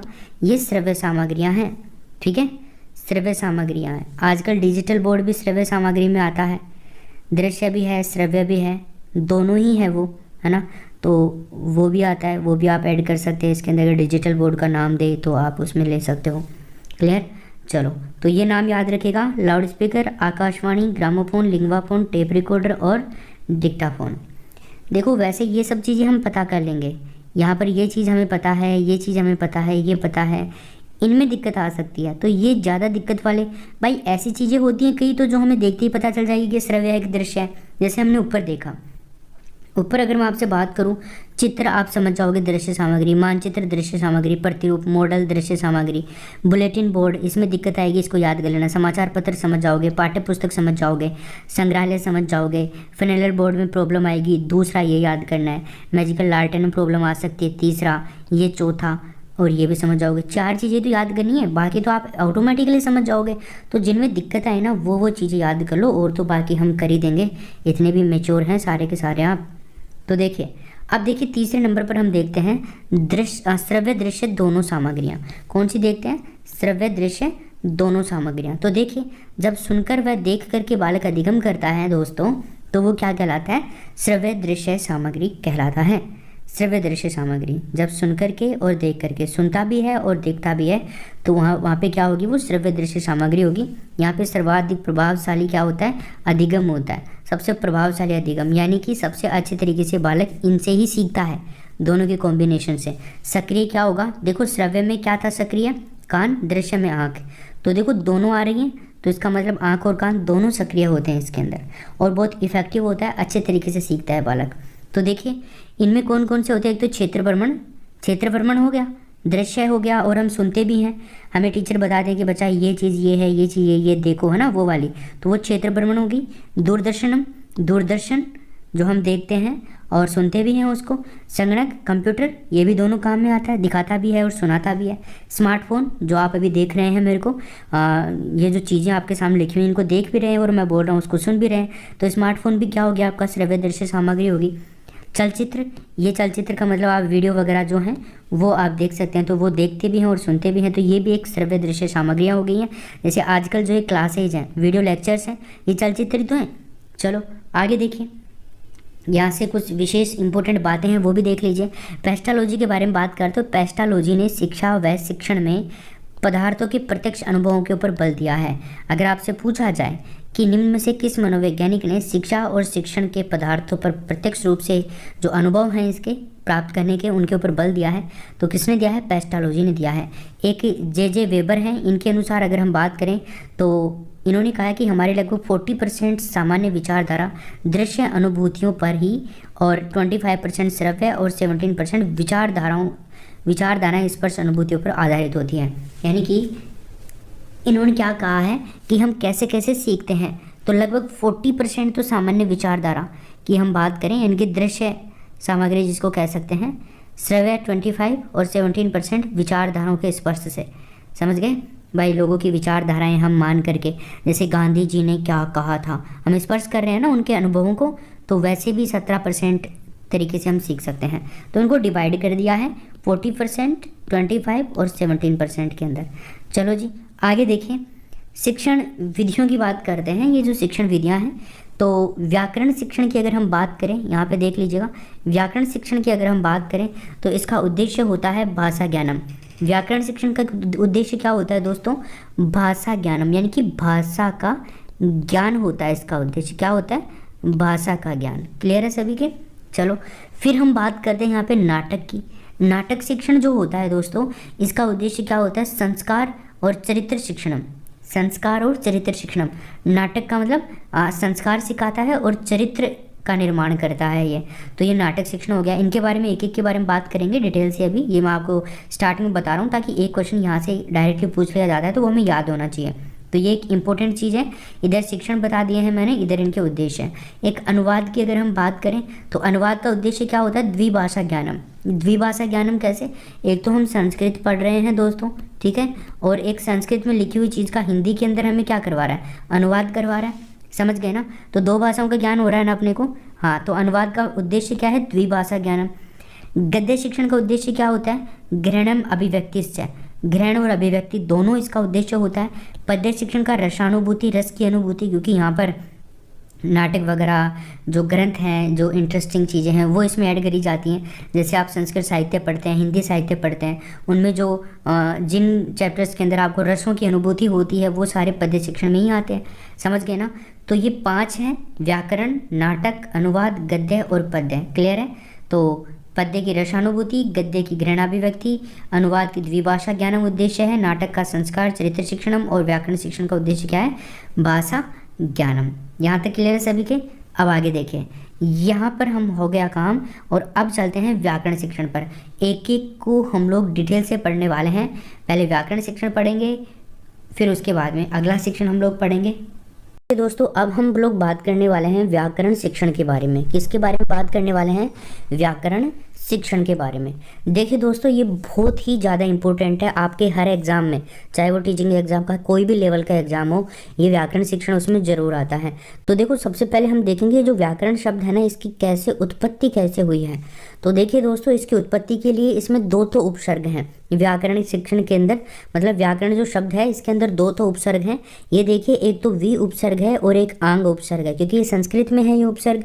दोस्तों इसमें धातु कौन सी है, क्री धातु है। इसके अंदर कौन सी धातु है, क्री धातु है। और प्रत्यय पूछे तो इसके अंदर लुट प्रत्यय कर देंगे। इन सब से मिलकर के दोस्तों क्या बनता है, व्याकरणम बनता है। तो वी और आंग तो इसमें दोस्तों दो तो क्या है, उपसर्ग हैं, दो तो उपसर्ग हैं। इसके अलावा एक धातु है, उस धातु का नाम है क्री। और प्रत्यय कौन सा है दोस्तों, प्रत्यय है आपका लुट प्रत्यय। क्लियर है सभी के, आई थिंक क्लियर होगा। चलो अब मैं अगर आपसे बात करता हूँ यहाँ पे नेक्स्ट, तो देखिए दोस्तों व्याकरण शिक्षण का उद्देश्य हमसे डायरेक्टली पूछ लिया जाता है। हमसे एग्जामिनर कहता है कि बताइए व्याकरण शिक्षण का उद्देश्य क्या है, तो हम क्या करेंगे दोस्तों, भाषा ज्ञानम, भाषा का ज्ञान ही दोस्तों क्या है, व्याकरण शिक्षण का उद्देश्य है, ध्यान रखिएगा। तो व्याकरण शिक्षण का उद्देश्य क्या हो गया, भाषा ज्ञानम हो गया। फिर देखिए आगे जो हमारा महत्वपूर्ण बिंदु है वो ये है कि व्याकरण शिक्षण की सर्वश्रेष्ठ विधि के बारे में अगर हमसे पूछे तो दोस्तों ये क्वेश्चन तो अनगिनत बार एग्जाम में आ चुका है। कितनी बार दोस्तों, अनगिनत बार एग्जाम में आ चुका है। आगमन निगमन जो विधि है ना, ये व्याकरण शिक्षण की सर्वश्रेष्ठ विधि मानी जाती है। आगमन भी और निगमन भी, तो इसको आप व्याकरण शिक्षण को आनी से याद कर लेना। इसकी जो सर्वश्रेष्ठ विधि है वो है आनी, आ से आगमन और नी से निगमन याद कर लीजिए। अब देखिए दोस्तों यहाँ पर व्याकरण शिक्षण की विधियों की बात करने वाले हैं हम लोग। किसकी बात करने वाले हैं, व्याकरण शिक्षण की जो विधियां हैं ना, इनके बारे में देखते हैं। देखो यहाँ पर आपके लिए 5 विधियों की बात करी गई है।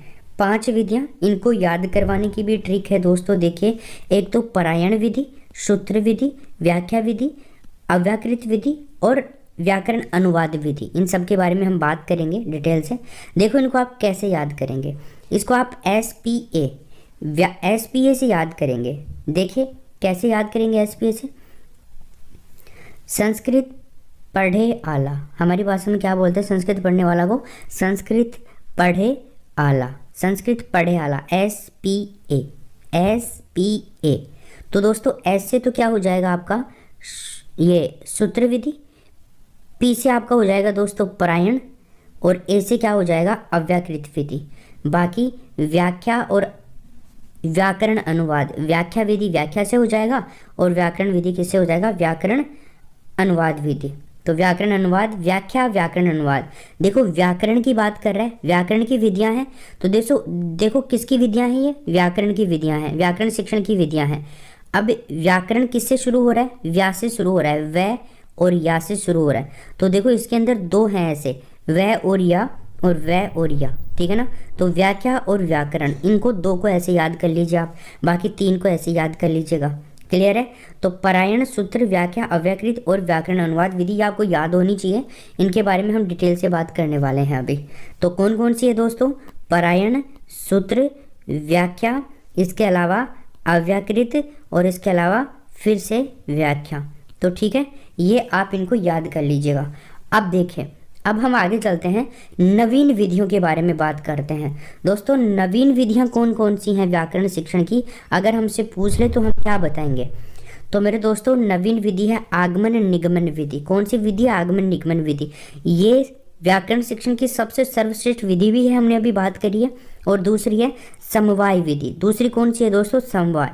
ये प्रश्न पूछेगा निम्न में से कौन सी व्याकरण शिक्षण की नवीन विधि नहीं है, इस तरह के क्वेश्चन आएंगे यहाँ से। तो याद करना, आगमन निगमन और समवाय। जो आगमन निगमन सर्वश्रेष्ठ है वो नवीन विधि है। क्लियर है। चलो आगे देखिए, क्योंकि नवीन चीज ही सर्वश्रेष्ठ होती है। कोई कंपनी मोबाइल लॉन्च करती है, वो अपना जब भी मोबाइल लॉन्च करती है तब सर्वश्रेष्ठ बताती है। तो व्याकरण शिक्षण ने भी नई विधि लॉन्च करी और उसको सर्वश्रेष्ठ बता रहा है। आगमन निगमन विधि एक समवाय विधि है, वो भी नवीन है। आगे देखिए, परायण विधि की बात करते हैं। नंबर 1 से करते हैं परायण विधि। दोस्तों ये जो विधि शुरुआत करी गई ना, वो करी गई थी पाणिनि के टाइम पीरियड में। किसके टाइम पीरियड में शुरुआत करी गई थी दोस्तों? पाणिनि के टाइम पीरियड में ये कहाँ पर आई थी? प्रचलन में आई थी। दोस्तों यहाँ पर वैदिक मंत्रों का सस्वर पाठ परायण कहलाता है। देखो परायण क्या कहलाता है? जो वैदिक मंत्र होते हैं ना, वैदिक मंत्र, इनका सस्वर पाठ करना, सस्वर मतलब उच्चारण के साथ में पाठ करना ही क्या कहलाता है? परायण कहलाता है। अब देखो पहले गुरु बोलता था, उसके बाद में जो शिष्य हुआ करते थे वो भी बोलते थे, यानी कि वो क्या होता था दोस्तों? परायण कहलाता था। पहले परायण विधि होती थी। इसके ऊपर मुख्य बल किसके ऊपर दिया जाता था दोस्तों? समझाने के ऊपर नहीं दिया जाता था, कंठस्थीकरण पर, रटने पर। जो चीज़ें होती थी उनको रटने पर बल दिया जाता था। अब मेरे को आप बताइए, ये विधि जो रटने पर बल देती है, जो भी विधि, यही नहीं कोई भी विधि मान लो जो रटने पर बल दे रही है दोस्तों, वो विधि सही रहती है क्या बच्चे के लिए? नहीं रहती ना।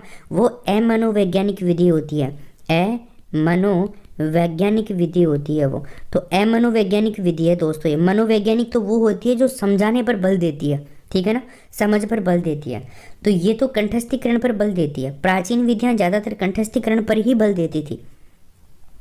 एक देखिए, ये प्राचीन में आएगी पंचक अध्ययन विधि, और सॉरी पंचक अध्ययन, मुख्य बल, पंचवार, पंच, एक नयिक और द्वैनयिक, त्रैनयिक, इस विधि की शब्दावलियां हैं। अगर दोस्तों आपको पूछे कि निम्न में से ये शब्दावलियां किस विधि की हैं, ऐसे क्वेश्चन पूछे और वो क्वेश्चन में आपको देगा पंचवार, पंच, एक नयिक, द्वैनयिक, त्रैनयिक। देखो नयिक याद करना है आपको, नयिक, और नयिक के आगे 1 2 3 लगाना है, ठीक है ना, ये आपको याद करना है। इसके अलावा पंचवार और पंच ऐसे याद हो जाएगा, ठीक है। तो ये क्या है दोस्तों? इस विधि की शब्दावलियां हैं। इस विधि में मुख्य रूप से इनके ऊपर बल दिया गया, ये वाले शब्द बोले जाते थे। द्वैनिक 2 बार बोलने वाले, फिर 3 बार रिपीट करने वाली चीज़ें, 5 बार रिपीट करने वाली चीज़ें, वो वाला है। रटने की चीज़ें हैं तो बार बार रिपीट करना पड़ेगा। तो ये चीज़ आप याद रखिए कि 2 बार, 4 बार, 5 बार, 1 बार रटने के ऊपर बल देती है। और ये दोस्तों क्या है? अमनोवैज्ञानिक विधि है। ये बिल्कुल भी मनोवैज्ञानिक विधि नहीं है। अगला प्रश्न देखिए दोस्तों, सूत्र विधि की मैं बात करता हूँ दोस्तों। सूत्र विधि ये है आपकी क्या? सूत्र विधि। सूत्र विधि की हम बात कर रहे हैं तो दोस्तों सूत्र विधि जो है ना, इसके 3 अन्य नाम हैं। एक तो कंठस्थीकरण, परंपरागत और पांडित्य विधि। दोस्तों नाम से ही हमारे को पता चल रहा है सूत्र विधि है, तो सूत्र तो किससे याद होते हैं? रटने से ही याद होते हैं ना। तो एक तो ऐसे याद कर लो, कंठस्थीकरण पर है। सूत्र विधि दोस्तों प्राचीन वेदों में भी काम आते थे सूत्र। पाणिनि ने जो ग्रंथ लिखे, बड़े बड़े लोगों ने ग्रंथ लिखे, गीता लिखी हुई है, उसमें भी बहुत सारे सूत्र हैं। तो दोस्तों यहाँ पर क्या है ना, ये परंपरागत विधि है, परंपराओं से चली आ रही है। एक पांडित्य विधि भी है, पंडित लोग सूत्रों से ही तो करवाते हैं सब कुछ, तो पांडित्य विधि भी है दोस्तों। ये 3 नाम है। आपको पूछ रहे कि पांडित्य विधि कौन सी विधि का नाम है? सूत्र विधि का। परंपरागत विधि कौन सी विधि का नाम है? सूत्र विधि का। कंठस्थीकरण कौन सी विधि का नाम है? सूत्र विधि का। ऐसे इनको याद कर लोगे। आगे देखिए मेरे दोस्तों, इस विधि नियम को सूत्रों के माध्यम से पढ़ाया जाता है। इस विधि को नियमों को सूत्रों के माध्यम से, इस विधि के जो नियम होते हैं ना, उनको सूत्रों के माध्यम से पढ़ाया जाता है दोस्तों। किसके माध्यम से पढ़ाया जाता है? सूत्रों के माध्यम से पढ़ाया जाता है। ये दोस्तों एक अमनोवैज्ञानिक विधि है, क्योंकि जो विधि रटने पर बल देती है वो अमनोवैज्ञानिक विधि ही होती है। ये विधि सामान्य से विशेष की ओर, देखिए दोस्तों ये बहुत इंपॉर्टेंट है। जो अपनी ये विधि है सूत्र विधि, तो देखो सूत्र विधि किस ओर से किस ओर है?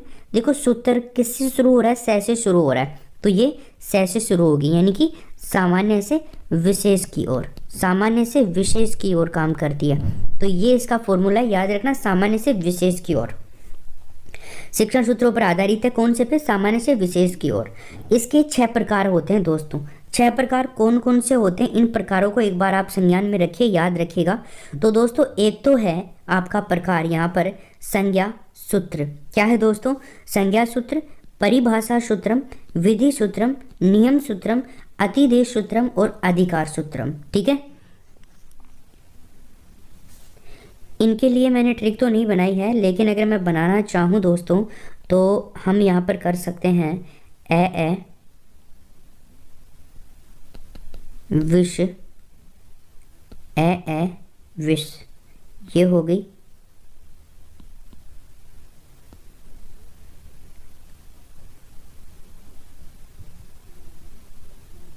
और दोस्तों यहाँ पर आप कर सकते हैं पन्नी। देखो किसी को विष दिया जाता है तो पानी मांगता है और ए करता है, ठीक है, क्योंकि आवाज़ भी नहीं निकलती। ऐसे याद कर लो इसको। आप किसको याद कर लोगे इसको?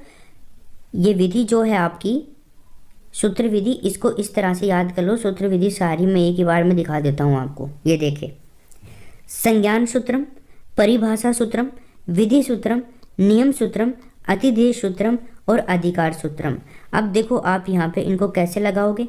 ऐसे आपके अधिकार सूत्र हो जाएगा, ऐसे आपके अतिदेश सूत्र हो जाएगा, विषय आपके विधि सूत्र हो जाएगा, से आपके संज्ञान सूत्र हो जाएगा, पैसे आपके परिभाषा से सूत्र हो जाएगा और नीचे आपके नियम सूत्र हो जाएगा। क्लियर है? इनको याद कर लीजिएगा, मैंने ट्रिक बना दी है हाथों हाथ ही। अब देखिए आगे बात करते हैं अपन। ये आपके सूत्र विधि की बात थी। अब हम बात करते हैं व्याख्या विधि की। किसकी बात करने वाले हैं दोस्तों? व्याख्या विधि की बात करने वाले हैं। तो देखो इसका प्रचलन किस टाइम में हुआ था दोस्तों? पतंजलि के टाइम पीरियड में हुआ था। पतंजलि दोस्तों पाणिनि के बाद में आए थे। तो इसका प्रचलन कब हुआ था? पतंजलि के टाइम पीरियड में। कौन सी विधि का? व्याख्या विधि का। देखो पतंजलि के अनुसार अगर हम बात करें तो व्याख्या के 4 अंग हैं। पतंजलि ने व्याख्या के कितने अंग बताए दोस्तों? 4 महत्वपूर्ण अंग बताए। एक तो चर्चा, एक इन्होंने बताया था प्रति उदाहरण, उदाहरण और वाक्य दृशाहार विधि, इसके बारे में बात करेंगे। तो ये 4 प्रकार हैं, इनको आप अच्छे से याद रखेंगे, ठीक है, चारों प्रकारों को। तो चर्चा, उदाहरण, प्रति उदाहरण। देखो उदाहरण है तो प्रति उदाहरण भी दिए जाएंगे, क्योंकि व्याख्या विधि है तो उदाहरण और प्रति उदाहरण तो चलते रहते हैं। अब व्याख्या विधि है तो चर्चा भी चलेगी उसके ऊपर, और दोस्तों आपके वाक्य अध्याहार भी आपका इसका क्या है? प्रकार है। किसका? व्याख्या विधि का। ये चारों आप याद कर लीजिएगा, ठीक है। आगे देखिए, अब हम बात करते हैं शिक्षक को सर्वाधिक भूमिका में रखती है। ये शिक्षक को सर्वाधिक भूमिका में कैसे? क्योंकि दोस्तों व्याख्या जो शिक्षण होता है ना, इसके अंदर विद्यार्थियों का, बच्चों का कोई रोल नहीं होता है। सारे काम किसको करने पड़ते हैं दोस्तों? जो टीचर होता है ना, उसी को सारे काम करने पड़ते हैं, ठीक है। सर्वाधिक प्रचलित विधि है दोस्तों ये। कौन सी विधि है? सर्वाधिक प्रचलित विधि है ये। कौन सी? सर्वाधिक प्रचलित विधि है दोस्तों ये, ठीक है। और ये अमनोवैज्ञानिक विधि है। अब देखो व्याख्या विधि है तो ये अमनोवैज्ञानिक विधि है, इसको भी याद रखिएगा। परंपरागत विधियाँ लगभग अमनोवैज्ञानिक ही हैं, इनको ऐसे याद कर लो आप। तो अब देखिए अगली जो विधि है दोस्तों अपनी, वो है अव्याकृत विधि। कौन सी विधि है? अव्याकृत विधि। देखो इसका जो दूसरा नाम है ना, वो क्या है? भाषा संसर्ग विधि। क्या है दोस्तों? अव्याकृत विधि का दूसरा नाम क्या है? भाषा संसर्ग विधि भी इसको कहा जाता है, ठीक है। इस विधि में भाषा के साथ साथ में व्याकरण का ज्ञान करवाया जाता है। किसका करवाया जाता है? भाषा का तो करवाया ही जाता है, इसके साथ में व्याकरण का भी करवाया जाता है। अब देखो अन्य नाम क्या हुआ? भाषा संसर्ग, क्योंकि इसमें भाषा का ज्ञान होता है और भाषा के साथ में व्याकरण का ज्ञान भी होता है, तो भाषा संसर्ग विधि बन गई है। भाषा संसर्ग विधि कहा जाता है अव्याकृत विधि को। इसमें क्या किया जाता है दोस्तों? व्याकरण के साथ साथ में, भाषा के साथ साथ में व्याकरण का ज्ञान भी दिया जाता है। सरल व्याकरण तथा अनुकरण द्वारा शिक्षण करवाया जाता है। सरल व्याकरण के द्वारा शिक्षण करवाया जाता है ताकि बच्चे अच्छे से सीख पाएँ, और अनुकरण इसलिए करवाया जाता है ताकि बच्चे चीज़ों को याद कर पाएँ, अपनी स्मृति में रख पाएँ। क्लियर है? आगे देखें व्याकरण अनुवाद विधि। दोस्तों 5वें नंबर की जो अपनी विधि है ना, वो है व्याकरण अनुवाद विधि। तो देखिए दोस्तों व्याकरण अनुवाद विधि की अगर मैं बात करूँ आपसे, तो इसका जो अन्य नाम है ना, वो है भंडारकर विधि। क्या है मेरे दोस्तों अन्य नाम? भंडारकर विधि भी इसको कहा जाता है। क्या कहा जाता है? भंडारकर विधि। इसके दोस्तों प्रवर्तक कौन है? रामकृष्ण गोपाल भंडारकर। देखो भंडारकर के नाम से याद कर लेना, भंडारकर इसके प्रवर्तक हैं, ठीक है ना, उन्हीं के नाम पर पढ़ी। अन्य नाम क्या है? भंडारकर विधि। व्याकरण अनुवाद, देखो व्याकरण अनुवाद, व्याकरण है पहले तो और फिर है अनुवाद, तो व्याकरण अनुवाद विधि है ये। किसके ऊपर बल देती है दोस्तों? ये बल देती है सरल व्याकरण और अनुवाद के ऊपर। भाई व्याकरण का अनुवाद करने वाली विधि है, तो विधि किस लिए आएगी? सरलीकरण के लिए आएगी ना। तो सरल करती है व्याकरण के नियमों को और अनुवाद करने के लिए काम में आती है। इस विधि को क्या कहा जाता है? व्याकरण अनुवाद विधि कहा जाता है। तो दोस्तों ये 5 तो थी आपके कौन सी विधि? परंपरागत विधि। मैं आपको रिकमेंड करूंगा कि इस कंप्लीट वीडियो को एक बार देखने के बाद में आपको एक बार वापस से शुरू कर देना है, ताकि सब कुछ आपको समझ में आ जाए। जो थोड़ा बहुत रह रहा है आपके समझ में नहीं आ रहा है, वो एक बार वापस से आ जाएगा। दोबारा से इस वीडियो को जरूर देखिएगा। यूट्यूब चैनल को जरूर लाइक कीजिए और नवीन विधियां देखिए दोस्तों। तो नवीन विधि, सबसे पहले तो आगमन विधि की बात करते हैं। व्याकरण शिक्षण की नवीन विधियां हैं, इनमें एक तो आगमन विधि। दोस्तों इसे व्याकरण शिक्षण की सर्वोत्तम विधि माना जाता है। क्या माना जाता है दोस्तों? इसको व्याकरण शिक्षण की क्या माना जाता है? सर्वोत्तम विधि माना जाता है। किसको? आगमन विधि को। ठीक है, अब देखें प्रवर्तक कौन है इसके? पतंजलि। पतंजलि दोस्तों आगमन विधि के प्रवर्तक हैं। इसको कैसे याद करोगे? पतंजलि क्या करते हैं? आते हैं। पतंजलि क्या करते हैं दोस्तों?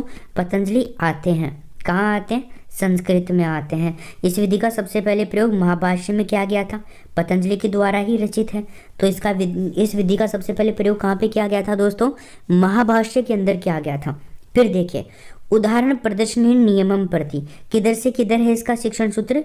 शिक्षण सूत्र है, इसके शिक्षण सूत्र का अनुसरण किया जाता है। कौन से का? पहले उदाहरण दिए जाते हैं फिर नियम। ये इजी है दोस्तों, पहले उदाहरण दे करके नियम की ओर जाना। उदाहरण दे करके दोस्तों उदाहरण टू नियम, नियम की ओर जाना। तो पहले नियम बता देंगे तो बच्चे बोर हो जाएंगे, पहले उदाहरण देंगे और फिर नियम की ओर। यानी कि दोस्तों कौन सा शिक्षण सूत्र हो गया? सरल से कठिन। उदाहरण सरल होते हैं तो सरल से कठिन की ओर बढ़ती है ये विधि। क्लियर है सभी के? तो शिक्षण सूत्र क्या हो गया आपका?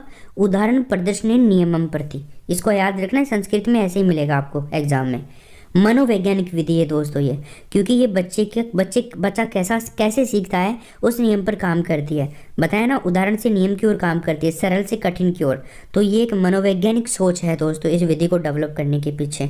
तो याद रखिएगा ये एक मनोवैज्ञानिक विधि है। ये निम्न स्तर के लिए उपयोगी है दोस्तों।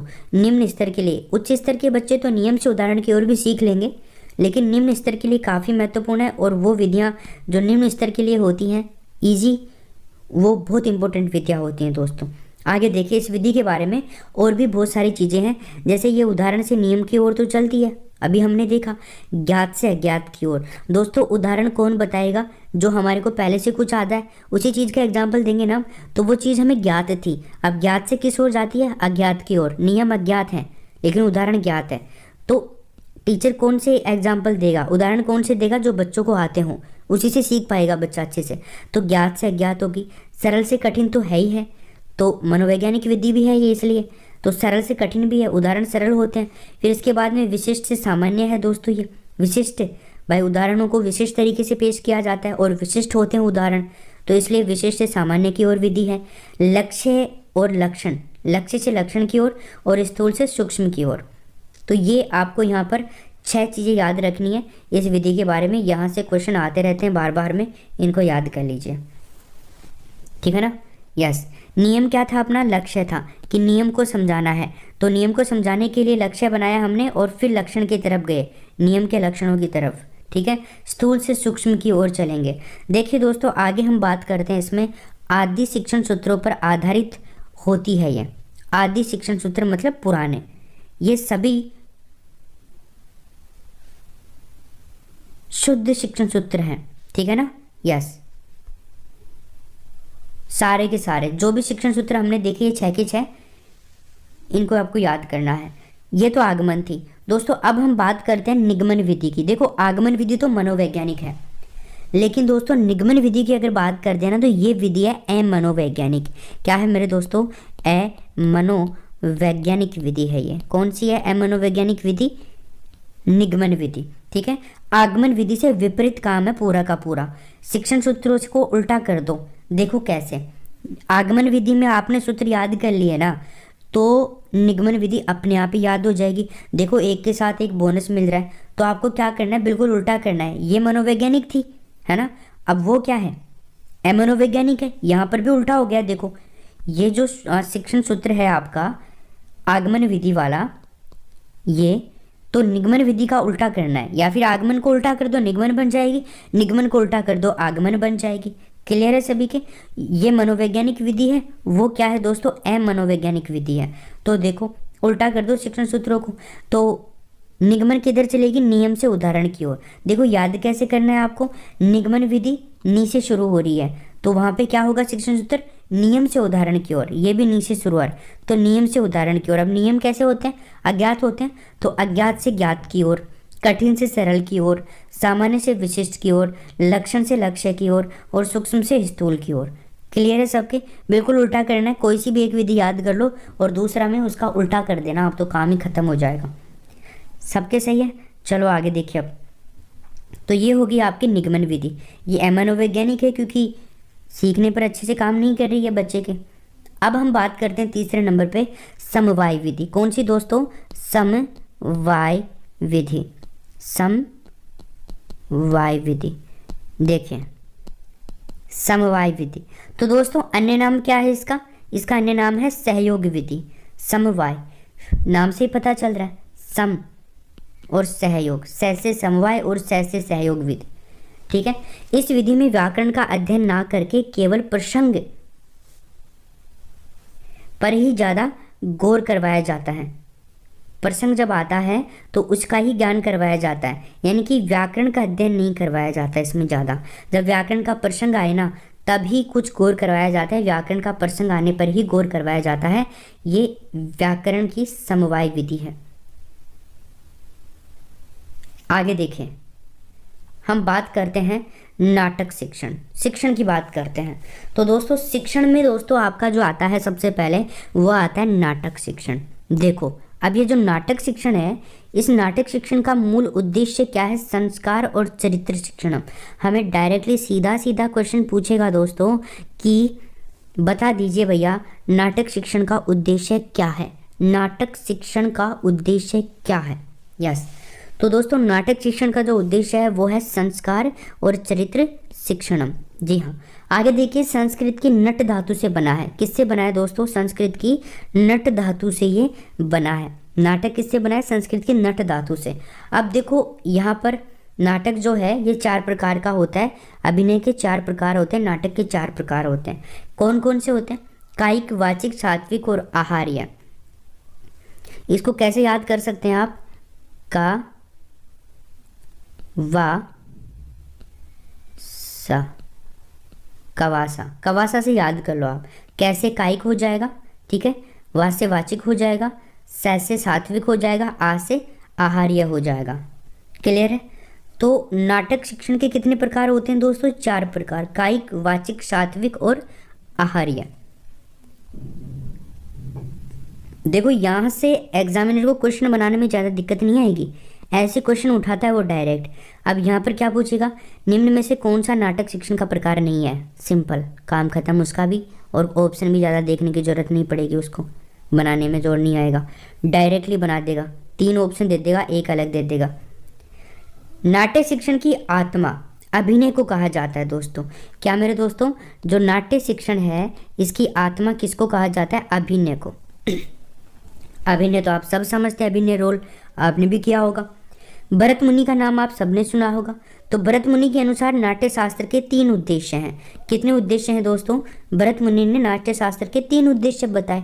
कौन कौन से, हितोपदेश ज्ञानम, हितोपदेश जनम और विभ्रांति जननम, विनोद जननम।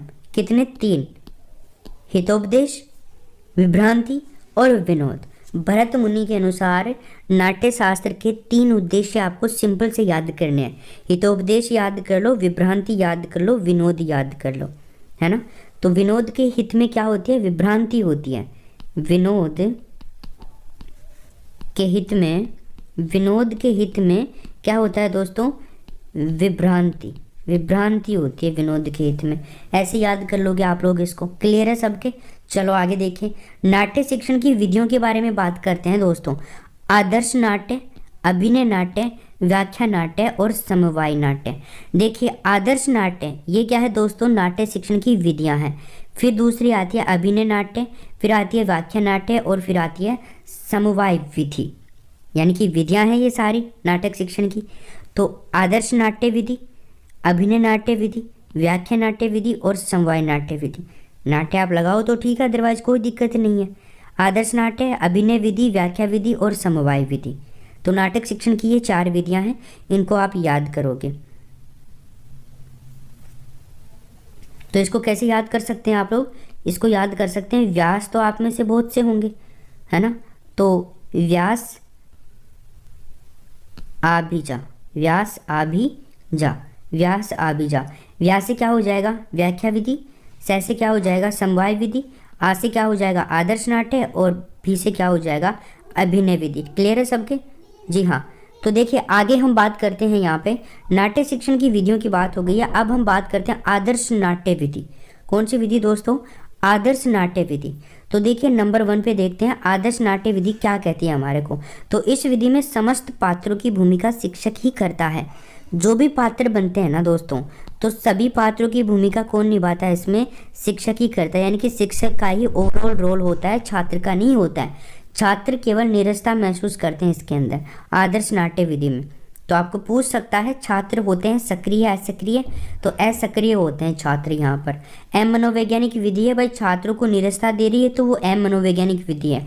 आप तो सिंपल सा याद रखना मनोवैज्ञानिक एम मनोवैज्ञानिक के फंडे को। तो जो छात्रों के हित में हो मनोवैज्ञानिक, और जो नहीं है वो एम मनोवैज्ञानिक विधि। अभिनय विधि की बात करते हैं, 2 प्रकार का होता है अभिनय। देखो एक तो कक्षा अभिनय होता है, एक रंगमंच अभिनय होता है। कक्षा के अंदर क्या होता है, 2-4 छात्रों को खड़ा करके अभिनय करवाया जाता है कि आप ऐसे बोलो, कुछ गाओ, कुछ नाचो। रंगमंच के ऊपर जाकर के अभिनय करना, ये खर्चीली विधि होती है, ठीक है। ये ज़्यादा खर्चीली नहीं होती, इसमें खर्चा नहीं होता। चलो तो देखिए कक्षा अभिनय विधि की देखते हैं। अध्यापक द्वारा छात्रों से अभिनय की अलग अलग भूमिकाएं देकर के करवाया जाता है कि बच्चे आप ऐसे करो, आप ऐसे करो, आप इसके ऊपर गाना गाओ, या फिर आप ऐसे ऐसे करो हाथ पैरों को, है ना, ऐसे नाटक करो। तो मनोवैज्ञानिक और उद्देश्यपूर्ण विधि है ये कक्षा अभिनय विधि, है ना, और प्राथमिक स्तर के लिए सर्वश्रेष्ठ है क्योंकि सीख सकते हैं बालक इससे, और सीखते हैं, हर स्कूल में ये काम आती है। आप भी ऐसे ही करवाओगे। फिर हम बात करें रंगमंच अभिनय विधि की, तो इसका नाम क्या है दोस्तों? व्ययकारी और खर्चीली विधि। मैंने आपको पहले बता दिया, इसमें व्यय और खर्चा ज़्यादा होता है, तो रंगमंच अभिनय विधि खर्चीली विधि होती है। नाटक शिक्षण की लेकिन सर्वोत्तम विधि मानी जाती है दोस्तों। ये क्या मानी जाती है? नाटक शिक्षण की सर्वोत्तम विधि है दोस्तों, ये सर्वोत्तम विधि है नाटक शिक्षण की। इस विधि में सभी नाटकों को रंगमंच पर प्रस्तुत किया जाता है। किस पर प्रस्तुत किया जाता है दोस्तों? रंगमंच पर प्रस्तुत किया जाता है इस विधि के द्वारा। ठीक, क्लियर है सबके? याद हो जाएगा? यस। आगे देखिए व्याख्या विधि की हम बात करते हैं। यहाँ पे किसकी बात करते हैं दोस्तों? व्याख्या विधि की। तो सर्व प्रचलित व सभी शिक्षण के लिए उपयोगी है ये, ठीक है ना। व्याख्या विधि क्या है दोस्तों? सबसे ज़्यादा प्रचलित है और सभी शिक्षणों में उपयोगी है, उच्च स्तर के लिए उपयोगी है ये। मनोवैज्ञानिक विधि है ये, ठीक है।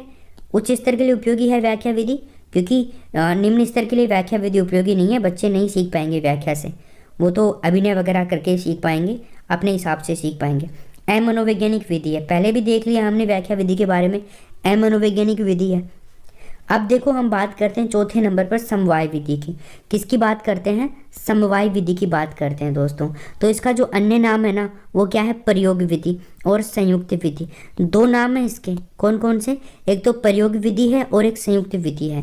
किसके? समवाय विधि के। देखो इस विधि में सबसे पहले आदर्श वाचन और फिर कक्षा अभिनय व बाद में व्याख्या की जाती है दोस्तों। इस विधि में क्या होता है? सबसे पहले आदर्श वाचन करवाया जाता है और फिर कक्षा अभिनय और फिर उसके बाद में व्याख्या। तो व्याख्या तीसरे नंबर पर आती है। पहले नंबर पर आदर्श वाचन, दूसरे नंबर पर कक्षा अभिनय और तीसरे नंबर पर आपके व्याख्या। नाटक शिक्षण की सर्वश्रेष्ठ विधि मानी जाती है कौन सी? समवाय विधि। अगर आपको पूछे कि नाटक शिक्षण की सर्वश्रेष्ठ विधि कौन सी है तो क्या बताओगे? समवाय विधि बताओगे आप लोग, ठीक है ना। क्या बताओगे? समवाय विधि बताओगे। दोस्तों अब आगे आता है आपका अनुवाद शिक्षण। ऐसे दोस्तों सारे वीडियोस मिलेंगे आपको। NCERT की जो बुक्स हैं, NCERT बेस्ड जो बुक हैं सारी, उनके नोट्स तैयार हो चुके हैं इसी प्रकार के दोस्तों। उनके आपको 6th क्लास की, 7th क्लास की, 8th क्लास की, 9th क्लास की और 10th क्लास की, इन सभी क्लासेस की एक एक बुक के एक एक वीडियो जाएंगे दोस्तों। जैसे 6th क्लास में 3 बुक हैं, 3 बुकों के 3 वीडियो, 7th क्लास में जितनी बुक हैं उनके वीडियो आएंगे, 8th में, 9th में, 10th में, ठीक है ना। तो दोस्तों आपका सिलेक्शन कोई नहीं रोक सकता है अगर आप ये वीडियो देखेंगे आने वाले। अनुवाद शिक्षण की बात करते हैं। अनुवाद शिक्षण का उद्देश्य क्या है दोस्तों? द्विभाषा ज्ञानम, यानी कि 2 भाषाओं का ज्ञान। देखो कोई अनुवाद करते हैं हम इंग्लिश से, कोई अगर आपको अनुवाद करना है किस में दोस्तों? हिंदी के अंदर, तो इंग्लिश का अनुवाद हिंदी में कौन कर पाएगा? जिसको इंग्लिश आती है। और अनुवाद कर रहा है तो इसका मतलब उसको वो लैंग्वेज भी आती है जिसमें अनुवाद कर रहा है। तो 2 भाषाओं का ज्ञान कौन सी विधि देती है? द्विभाषा ज्ञानम, अनुवाद विधि। क्लियर है? देखो अनुवाद विधि के प्रकार 3 है। कौन कौन से? अक्षरानुवाद, छायानुवाद, इसको भावानुवाद भी बोलते हैं, और तथ्यानुवाद, इसको सर्वश्रेष्ठ प्रकार माना गया है। किसका? अनुवाद शिक्षण का सबसे अच्छा प्रकार कौन सा है? बेस्ट तथ्यानुवाद, तथ्यों की अनुवाद करता है जो। इसके बारे में देखते हैं। देखिए ये तो हो गए प्रकार, इसके प्रकारों को आपको डायरेक्टली याद करना है, अक्षरानुवाद, छायानुवाद और तथ्यानुवाद। अब देखिए अनुवाद शिक्षण की विधियों के बारे में बात करते हैं। किसके बारे में बात करते हैं दोस्तों? अनुवाद जो शिक्षण है इसकी विधियों के बारे में बात करते हैं। अनुवाद शिक्षण की विधियाँ देखिए तो दोस्तों अनुवाद शिक्षण की जो विधियां हैं, एक तो है पुस्तक विधि, द्विभाषा विधि, तुलना विधि, अनुकरण विधि बोलते हैं इसको, और एक मातृभाषा विधि। ठीक है, अनुवाद शिक्षण की कौन कौन सी विधियां हैं दोस्तों? एक तो पुस्तक विधि, भाई पुस्तकों का अनुवाद होता है। द्विभाषा विधि, जहाँ पर 2 भाषाओं का ज्ञान होगा वहाँ पर भी। एक तुलना विधि, तुलना विधि को अनुकरण विधि कह सकते हैं, और मातृभाषा विधि। ये 4 विधियां हैं अनुवाद शिक्षण की विधियां। अनुवाद को समझाने के लिए 4 विधियों को डेवलप किया गया है, पुस्तक, द्विभाषा, तुलना, अनुकरण कह सकते हैं, और मातृभाषा विधि। आई अनुवाद मातृभाषा में भी किया जाता है ताकि बच्चा अच्छे से सीख पाए, इसलिए मातृभाषा विधि भी डेवलप करी गई। तुलना करके 2 चीज़ों के बीच में अनुवाद करा जाए, 2 भाषाओं के बीच में अनुवाद करा जाए, और पुस्तक के अंदर जो लिखा हुआ उसका अनुवाद करा जाए। क्लियर है सबके? चलो आगे देखिए। अब हम बात करते हैं पुस्तक विधि की। तो दोस्तों नंबर 1 पे जो आती है अपनी, वो आती है पुस्तक विधि। अब देखो पुस्तक विधि की सहायता से मातृभाषा को अन्य भाषा में परिवर्तित किया जा सकता है। किसकी सहायता से दोस्तों? पुस्तक विधि जो है अनुवाद शिक्षण का ही है विधि। तो पुस्तक विधि, पुस्तक की सहायता से, कोई भी बुक है उसकी सहायता से मातृभाषा को अन्य भाषा में परिवर्तित कर सकते हैं हम, अगर हमारे को पुस्तक का ज्ञान है तो। भाई आपकी जो मातृभाषा है ना, जैसे मेरी मातृभाषा कहीं है ढूंढाड़ी, ढूंढाड़ी मेरी मातृभाषा है। तो दोस्तों अब मेरी मातृभाषा क्या है? ढूंढाड़ी। ऐसे मैंने बोला, 2 भाषाओं में बोल दिया। मेरे को मेरी मातृभाषा आती है, मेरे को किताब का नॉलेज है, मेरे को हिंदी का नॉलेज है। भाई बुकों में हिंदी आती है तो हिंदी का मुझे नॉलेज है, हिंदी भाषा का, इसलिए मैं उसको कन्वर्ट कर दिया। तो मातृभाषा को अन्य भाषाओं में कन्वर्ट किया जा सकता है। ये सरल से कठिन की ओर होती है। भाई सरल से कठिन की ओर, सरल से कठिन की ओर कैसे? आपकी जो मातृभाषा है वो आपको ऑलरेडी आती तो वो सरल होगी, और जो आप कन्वर्ट करने वाले हो दूसरी किताबी लैंग्वेज में तो वो तो थोड़ी कठिन होगी ना हमारे लिए। बिल्कुल होगी। देखो जो पढ़े लिखे लोग नहीं है ना, वो आपको जो भाषा है कई लोग कन्वर्ट नहीं कर पाते हैं किताबी लैंग्वेज में। आप खुद करके बता दो मेरे को, चाइनीज़ में इसको नहीं कर पाओगे, इंग्लिश में कर दोगे, हिंदी में कर दोगे, लेकिन चाइनीज़ में नहीं करोगे, फ्रेंच में नहीं करोगे, क्योंकि आपने वो पढ़ी नहीं है। जापानी में नहीं करोगे। नेक्स्ट देखिए, द्विभाषा विधि की बात करते हैं। 2 नंबर पर क्या थी? द्विभाषा विधि। तो अनुवाद शिक्षण की सर्वश्रेष्ठ विधि है दोस्तों, ये कौन सी? द्विभाषा विधि। याद रखिएगा अनुवाद शिक्षण की सर्वश्रेष्ठ विधि कौन सी है? द्विभाषा विधि।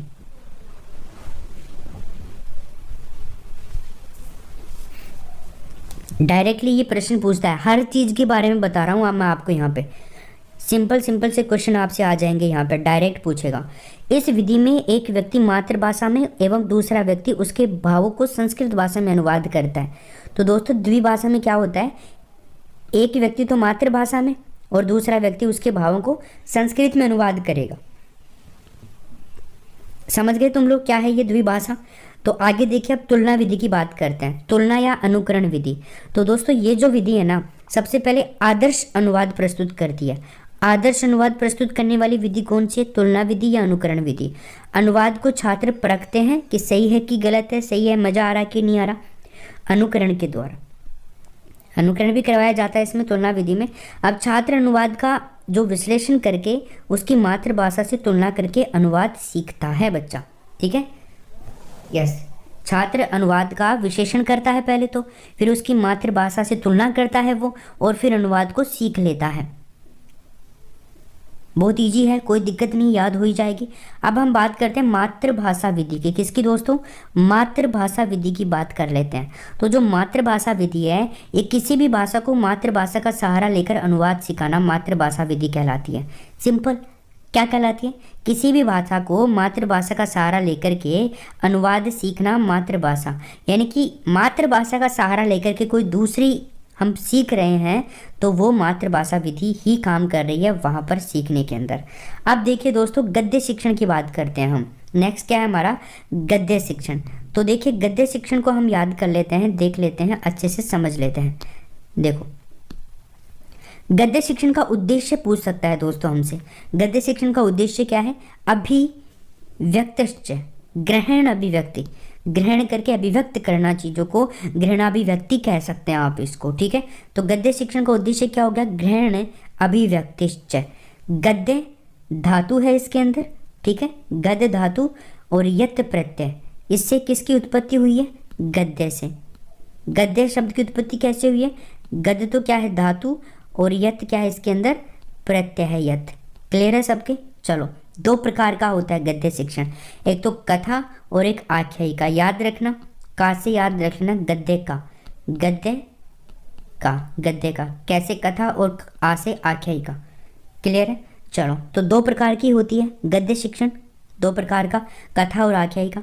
गद्य शिक्षण की विधियों की अगर मैं बात करूं तो यहाँ पर 4 विधियाँ आपके सामने लिखी हुई हैं। उद्बोधन विधि को अर्थबोध विधि कह सकते हैं, प्रवचन विधि कह सकते हैं, स्पष्टीकरण विधि कह सकते हैं, प्रश्नोत्तर विधि कह सकते हैं, ठीक है दोस्तों। तो उद्बोधन जो विधि है ये अर्थबोध विधि भी कहलाती है। गद्य शिक्षण की विधियाँ हैं ये, प्रवचन विधि है, स्पष्टीकरण विधि है और प्रश्नोत्तर विधि है। ये 4 प्रकार है, इसके याद रखिएगा, बहुत इंपॉर्टेंट है। क्लियर है सबके? चलो, उद्बोधन, अर्थबोध विधि, प्रवचन विधि, स्पष्टीकरण विधि और प्रश्नोत्तर विधि, ठीक है जी। आगे देखो, उद्बोधन विधि जो है आपकी, इसके बारे में बात करते हैं। अर्थबोध विधि भी कहलाती है। तो देखिए, गद्य शिक्षण की सर्वोत्तम विधि मानी जाती है। तो दोस्तों आपको याद रखना है, गद्य शिक्षण की सर्वोत्तम विधि कौन सी है? उद्बोधन विधि है, अर्थबोध विधि है। किसकी? गद्य शिक्षण की सर्वोत्तम विधि है दोस्तों ये। मनोवैज्ञानिक विधि भी है ये। क्या है दोस्तों? मनोवैज्ञानिक विधि है ये। प्राथमिक स्तर के लिए बहुत उपयोगी है दोस्तों। जो विधि भी प्राथमिक स्तर के लिए उपयोगी होती है ना, वो दोस्तों क्या है? मनोवैज्ञानिक विधि होती है। आपने अब तक नोट किया होगा, ठीक है ना, मनोवैज्ञानिक विधि होती है वो। तो प्राथमिक स्तर के लिए उपयोगी है उद्बोधन अर्थबोध विधि। इस विधि में अध्यापक अपने अर्थ का बोध कराने के लिए साधनों का सहारा लेता है। ओके, कोई भी साधन यूज में ले सकता है ताकि बच्चों को अर्थ समझ में आ जाए। चलो, अगली जो है अपनी वो है प्रवचन विधि। तो दोस्तों प्रवचन विधि की बात करें हम तो इसका अन्य नाम है कथन विधि। कई बार बोलते हैं ना कि यार क्या प्रवचन दे रहा है, ठीक से बात करना, मुद्दे पर आना, तो वो वाली बात है प्रवचन विधि, कथन विधि। तो प्रवचन विधि के अंदर कुछ प्रविधियां हैं, इनके बारे में देख लेते हैं। इसकी अनुवाद विधि है, शब्दकोश विधि है, टीका विधि है, इसके अलावा परिभाषा विधि है। ये 4 हैं, एक एक को देख लेते हैं। अनुवाद विधि में क्या होता है? यहाँ पे प्राथमिक स्तर के लिए उपयोगी है ये अनुवाद विधि, ठीक है। संस्कृत भाषा का सरल भाषा में अनुवाद करना, उनकी मातृभाषा में करना या फिर हिंदी भाषा में करना, जो भी सीख पाते हैं। संस्कृत जिसको इंग्लिश आती है तो संस्कृत से इंग्लिश में अनुवाद करना। तो अनुवाद विधि प्राथमिक स्तर के लिए सर्वोत्तम है और संस्कृत भाषा का सरल भाषा में अनुवाद करती है। शब्दकोश विधि की अगर बात करें तो उच्च स्तर के लिए उपयोगी होती है ये। बस शब्दकोश हम आगे की कक्षाओं में जाकर के ही याद करते हैं, डिक्शनरी वगैरह से, ताकि हमें कोई भी लैंग्वेज है वो सीख जाएं। अब इंग्लिश लैंग्वेज आपको कैसे आएगी? जब आपका शब्दकोश अच्छा होगा इंग्लिश का, तब। पर्याय शब्दों द्वारा शब्दकोश का ज्ञान दिया जाता है। पर्याय शब्द, जैसे कोई भी शब्द मान लीजिए वो उस लैंग्वेज में लिखा हुआ है, संस्कृत में लिखा हुआ है, तो उसका एक पर्यायवाची हम उसकी लैंग्वेज में बताएंगे जिस लैंग्वेज को बच्चा जानता है। तो ऐसे ज्ञान दिया जाता है। क्लियर है? चलो आगे देखिए। अब बात करते हैं अपन टीका विधि की। कौन सी विधि की बात करते हैं दोस्तों? टीका विधि। टीका विधि प्राचीनतम विधि है, इसके बारे में ज़्यादा कुछ नहीं है। परिभाषा विधि, उदाहरण देकर के समझाना, परिभाषा विधि का एक मूल उद्देश्य है उदाहरण देकर के समझाना। तो ये आ गया आपका, 4 विधियां पूरी हो गई हैं इसकी। तीसरे नंबर पर है दोस्तों जो है आपकी स्पष्टीकरण विधि। कौन सी है? स्पष्टीकरण विधि है। तो जटिल पदों का अर्थ स्पष्ट करने के लिए व्याकरण का सहारा लिया जाता है। जो जटिल शब्द होते हैं, है ना, उनका अर्थ देखने के लिए किसका सहारा लेते हैं दोस्तों? व्याकरण का सहारा लेते हैं। इसकी कुछ प्रविधियां हैं, जैसे उसकी थी वैसे इसकी भी 4 हैं। एक तो व्युत्पत्ति, तुलना, वाक्य प्रयोग और प्रसंग द्वारा। ये 4 हैं दोस्तों आपके, ठीक है ना। इनको हम याद करेंगे। निम्न प्रविधियां कौन कौन सी? व्युत्पत्ति, तुलना, वाक्य प्रयोग और प्रसंग द्वारा स्पष्टीकरण की प्रविधियां हैं। अब देखिए दोस्तों, आगे हमारी आती है प्रश्नोत्तर विधि। कौन सी विधि आती है? प्रश्नोत्तर विधि आती है। तो प्रश्नोत्तर विधि को देखो आप एक बार। प्रश्नोत्तर विधि के दोस्तों जो अन्य नाम है ना, 3 अन्य नाम है। एक तो संवाद विधि कह सकते हैं, सुकराती विधि आप इसको कह सकते हैं, और डायलेक्टिक विधि भी आप इसको कह सकते हैं। सुकराती विधि कह सकते हैं, इसका मतलब प्रवर्तक कौन है? इसका सुकरात है। कौन है इसका प्रवर्तक? सुकरात है इसका प्रवर्तक। तो प्रश्नोत्तर विधि को किसने बनाया? सुकरात ने बनाया। सुप्रश्न बनाए, सुप्रश्न, सु का मतलब सुकरात और प्रश्न, प्रश्नोत्तर विधि। अब देखो पद्य शिक्षण की बात करते हैं। गद्य शिक्षण आपका पूरा हो चुका है। तो दोस्तों देखिए पद्य शिक्षण क्या कहता है। पद्य शिक्षण कहता है कि इसका उद्देश्य क्या है। तो दोस्तों पद्य शिक्षण का जो उद्देश्य होता है ना, वो रसानुभूति, रस की अनुभूति। यहाँ पर बहुत रसीले पाठ होते हैं, तो रसानुभूति इसका मुख्य उद्देश्य है। इसकी जो विधियाँ हैं दोस्तों बहुत इंपॉर्टेंट है। पद्य शिक्षण की विधियाँ 9 विधियाँ आपके सामने हैं दोस्तों। इनको आप कैसे याद करेंगे? देखिए 9 विधियाँ। देखो यहाँ पे दोस्तों एक तो खंडान्वय विधि है, खंडान्वय विधि है, दंडान्वय विधि है, व्यास विधि है, गीत विधि है, भाषानुवाद विधि है, समीक्षा विधि है। बाकी कोश, पर्यायवाची संबंधी ज्ञान देना, परिभाषा, उच्चारण हेतु उपयोगी और उच्च स्तर के लिए उपयोगी है, उच्चारण के लिए नहीं दोस्तों, सॉरी। और टीका, बड़े रूप का छोटा रूप, टीका विधि भी होती है। इनकी ट्रिक बना रखी है, मैं ट्रिक पे ध्यान था इसलिए उच्चारण बोल दिया मैंने। तो देखिए दोस्तों यहाँ पर हम बात करते हैं खंडान्वय विधि। खंडान्वय विधि को आप याद करोगे कैसे? ठीक है, के से याद क्या करोगे? के से आपकी कोश विधि हो जाएगी। क्लियर? कैसे कोश विधि हो जाएगी और ख से क्या हो जाएगी? खंडान्वय विधि। कैसे? तो के BTS के HGP, BTS के HGP से याद कर लीजिए। तो देखो आगे अगर हम बात करें यहाँ पे तो दंडान्वय विधि, दंडान्वय विधि डी से करेंगे हम इसको, तो ये डी हो जाएगी। बाकी व्यास विधि वी से हो जाएगी, गीत विधि जी से हो जाएगी। ये गीत विधि है। इसके अलावा भाषा अनुवाद विधि, भाषा अनुवाद विधि को बी से कर लीजिए, समीक्षा विधि को आप एस से कर लीजिए, और जो आपके पी है, पी को आप परिभाषा कर लीजिए, टी है, टी को आप टीका कर लीजिए। ठीक है ना? और ये आप ऐसे याद कर लीजिएगा, दंड और व्यास। तो इनको आप याद करोगे, ये विधियां हैं। देखो दोस्तों ये हार्ड तो ज़रूर है, बोरिंग भी है, मैं ऐसे नहीं कह रहा, लेकिन देखो हमें 30 नंबर लाने किसी भी हालत में। 15 नंबर का ये आपका पेडागोजी वाला पोर्शन आता है, तो थोड़ी मेहनत तो करनी पड़ेगी। बट जो मटेरियल आपके सामने है ना दोस्तों, इससे बाहर नहीं आने वाला है कुछ भी, ध्यान रखना। इनको रट देना जो चीज़ें आपके सामने लिखी हुई हैं, बस प्रश्न को समझ करके उत्तर दे देना।